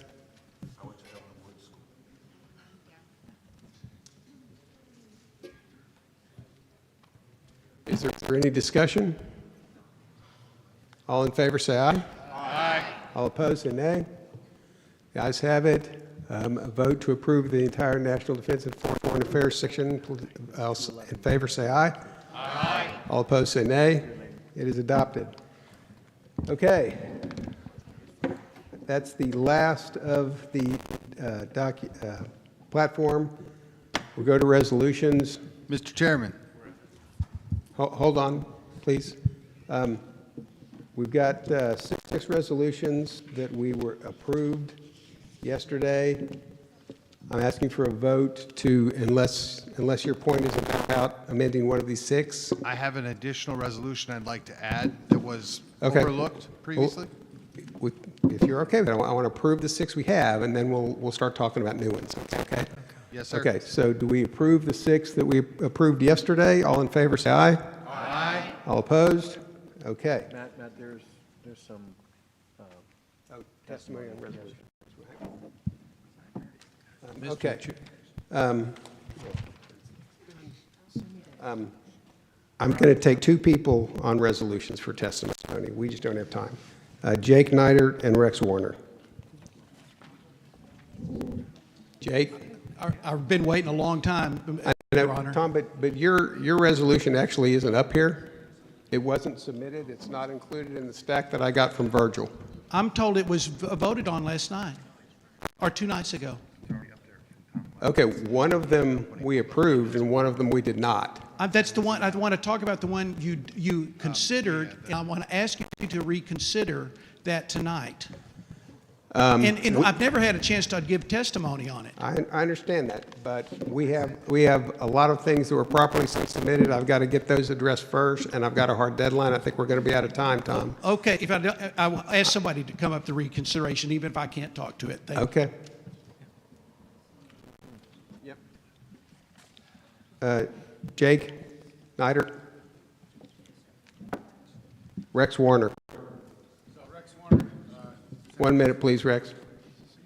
Rex Warner, Senate District 27. The resolution, I'd like to add either that or strike 237, which has the unelected bureaucrats in the plank. It was added without true understanding of the fourth branch of government, created without the checks and balances, aka administrative state, deep state, or swamp. The executive branch has created over 1,000 agencies that have their own legislative, judicial, and executive branch.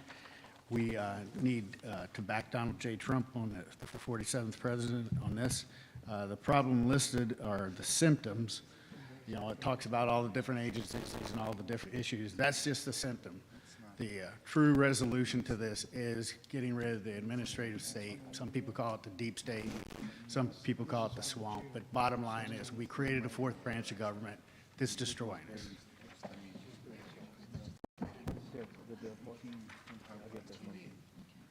That's the one right there.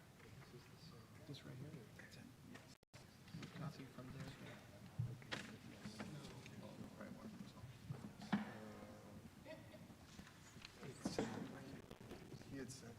Is that the one you want? Tom glasses. Did we vote it down? I don't remember voting.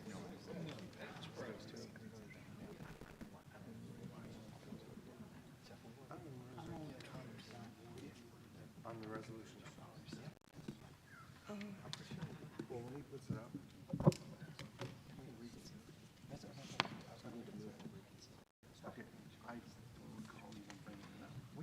I did like the point that someone made. It's not going to make a difference. We need to. I'm going to then, but It's going to hurt.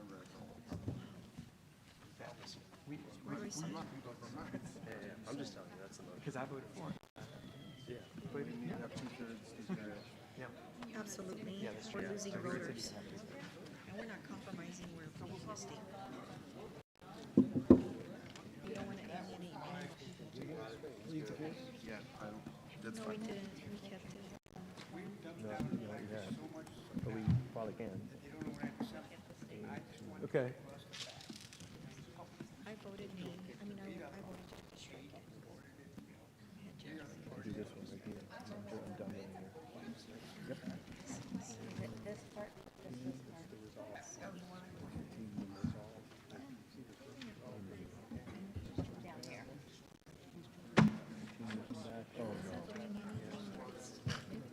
This one is good. Is that his fault? No, it's mine. Use his. Because against what you voted when they took the fall. And I think I voted to. Okay, to handle these resolutions, we've got, we're going to take some pictures of them and try and get them up on the screen so that we don't have to type them all. I'm going to read one. I apologize, we don't have it all up on the screen. So just listen carefully and then tell me whether or not you want to consider it, okay? Is that agreeable to you all? Okay. I'm just going to read the wherefores, or the therefores. Be it resolved that Precinct 5 of the Gregg County calls upon our state and national legislators to advocate for the repeal of the 16th Amendment, which I think we already have that in the document, don't we? We do. Okay. Further resolved, the convention supports a reevaluation of government spending to prioritize domestic needs and the economic security of the American people over foreign expenditures and military interventions. A copy of this resolution, blah, blah, blah, be sent. Okay, so that's it. So do we want to consider that as a resolution? It's applying, and I don't think it's. Okay, good. Yeah. What he's, I think a lot of these are going to go just like this. love it. Okay, he's gonna read them. We're just gonna have it handy. Yeah. Oh, it's already said, okay. I'm sorry, guys. I always feel like the stuff that gets done, submitted properly, I kind of have an obligation to try and handle it properly. Gregg County urgently calls for the reinforcement of policies and legislation at federal, state, and local levels, ensuring that Christians can freely express their beliefs in schools, workplaces, on social media, within public forums, and when interacting with government or judicial entities without fear of suppression, defamation, or punitive measures. And then there's 3 more resolves.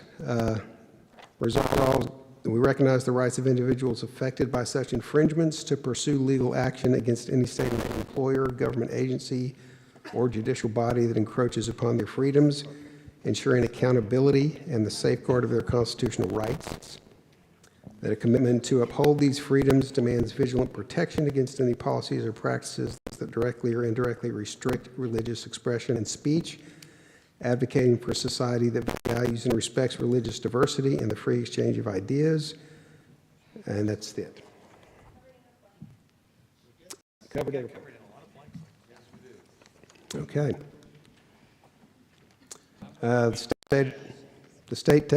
Texas State Convention recommends that the leadership of Axis of Evil China and Russia be informed in no uncertain terms that their takeover of either or both of these territories, which I guess were referenced in the whereases, will result in an equivalent response by the United States by which the U.S. would establish a protectorate over the northern one-third of Old Mexico and over the island of Cuba. In support of this resolution, I point out that's blah, blah, blah. Yeah, we're gonna take our pass on that one. Don't shoot the messenger, y'all. We had our chance. That's the same one we already did. Oh, those are all from the same person, by the way. This is a different guy. From Montgomery County, so Dale, you should probably listen up. Yeah, 211. Therefore be it resolved that this body calls upon the Texas Legislature to amend Section 127.201 of the Texas Election Code to require the General Custodian / Secretary of State to select precincts for partial counts of electronic voting system ballots through a transparent and random process, thereby promoting fairness and reducing the potential for biased sampling in future elections. If anybody wants to, holler out, yes, I want that, then let me know. I know. Gregg County again, so this is back to the original submitter. Rachel Sykes in Gregg County, SD1, CD1, just so you guys will know who submitted these 5 out of these 6. Gregg County, Texas calls upon the United States Congress to enact legislation that caps the salary of all federal officials at the average salary of the state they represent, ensuring that the compensation reflects the economic reality of their constituents. Be it further resolved that such measures will encourage federal officials to focus on policies and actions that improve living conditions, economic opportunities, and overall well-being of the states they represent, aligning their personal economic interests with those of their constituents.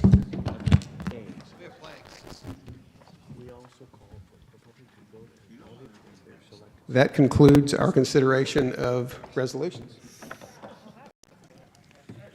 Thank you all very much for not taking Oh, Lordy. Okay.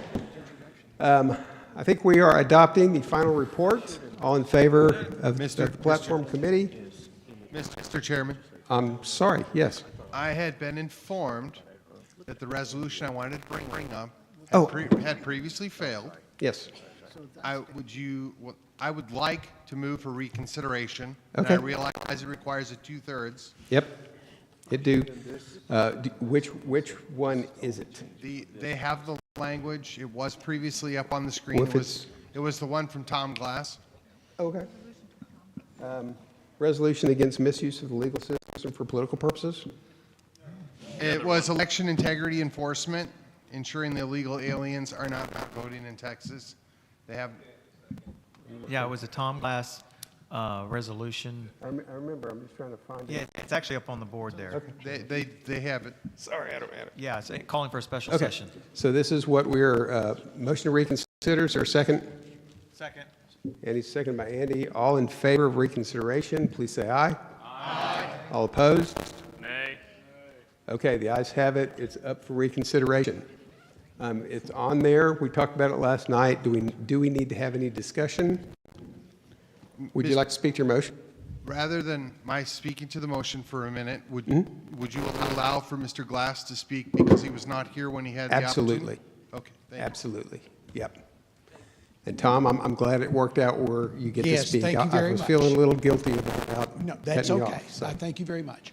Okay, we're in a situation where we're going into 2024, a November election, with the big counties being controlled by Soros DAs and being unwilling to enforce our election laws in Texas. And Donald Trump, Ted Cruz, and the nation is at risk of cheaters because they know they can cheat and get away with it. This motion is the primary thing that we need to do is we need to put state level law enforcement back in place in Texas before the election starts so that at least the cheaters know they can't do it with impunity. Okay? There's details to this. There's a convoluted stuff, and I don't know how much time I need to talk to it. But the main thing is, it was taken away from the Attorney General. There's no way if we get a special session, if we ask Greg Abbott and he calls a special session, there's no way the lame ducks in the Texas House are going to give Ken Paxton, the people who impeached Ken Paxton, are going to give him back authority. But Brian Hughes and Mike Schofield had a bill or bills in the last legislature that complied with the Court of Criminal Appeals decision and puts a prosecution under the Texas Supreme Court, which is something that it would pass muster with even the remaining 5 that are still on the court. So this is calling for the governor to get us some law enforcement in Texas, in the big counties. I put in the illegal aliens thing because we're hearing more and more that the Biden administration executive order has ordered his guys to be doing everything to get people registered, and that they indeed are, along with the NGOs that are processing the massive invasion we have going, are registering them to vote. If we pass a bill that highlights the way we can clean up our elections, we probably won't be able to do it before then. But it's already illegal in Texas to register to vote is illegal, to vote is illegal, or assist an illegal to do it. And if we get the election integrity stuff done, where we can actually enforce that when it's happening, and we start, we know after the fact we're going to clean up our rolls, I think we're being a long way toward addressing the biggest issues we face in election integrity at this moment in time. We need to do it now, not in 2025. It may be too late in 2025. Okay. Thank you, Tom. Mr. Chair. Mr. Carr. Point of inquiry. I'm confused about under A, where it says state level prosecution of election integrity. That I understand, but then it says public integrity. Are we prosecuting public integrity? All right. While we were at it, Senator Hughes' bill added other jurisdictions to the state prosecutor that was being created by that. There's other things the Soros DAs are not passing. They're not enforcing. We just saw it took it forever to go after Lena Hidalgo in Harris County. And so we need a state-level prosecution independent so that we can go after bad DAs. I understand that. Is that answering your question, John? Yes. My question is, are we prosecuting public integrity? Yeah, I don't That's think what it so. says. Oh, okay. It's the Hold on, Tom. wording. We need wordsmithing. Yes. Okay, hold on, Tom. Okay. Yeah, so I do moved we to need to strike. take that out? I move John? to strike. Okay, so can we strike that language? Okay. Is that better, John? Any objection? I'm sorry. From anyone? Okay. Okay. Are there any other comments on the thing that's on the screen? Okay. Call the question. All in favor of adopting the resolution as written, say aye. Aye. All opposed? Nay. Okay, the motion is adopted, so we will add this as a new resolution, which gives us 7 for the final version. It's a lucky number. Let's hope it passes. Okay, I'll accept a motion to adopt the entire final platform and Dennis Lennon, resolution. SD2, I make the motion to adopt the top platform as written. Thank you, Dennis. Tell us SD in seconds. Of course he does. All in favor, say aye. Aye. All opposed? Okay, we have a platform. Before we adjourn, I want to say a couple of things real quick. Just thank you for the work you guys put in. I appreciate it. Okay, thanks. Mr. Chairman, Peter Ventura, SD17. Real quickly, before we get out of here, recognizing some of the challenges we have with some of the missing text and whatnot, would the chair be willing to have a couple of members of the committee hang behind as things are being done just to make sure we got it accurate, or basically take the file as it exists right now and distribute it to the members? We just want to make sure we don't miss anything. I mean, if anybody wants to hang around, let's talk through how that process might work. I mean, the editorial team is going to be working on it, but if we can help them somehow and you guys are willing, let's explore that. Yeah. Thank you, sir. Yep, Elaine?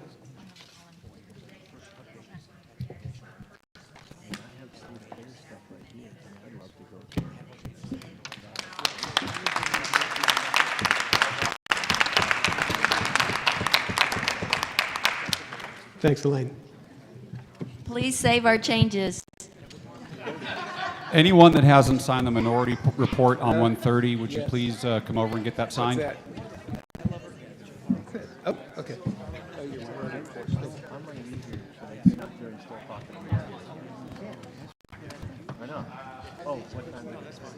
Thank you, sir. Okay, let me do something. Let me look at state affairs or something. Make sure that- Yeah. All right.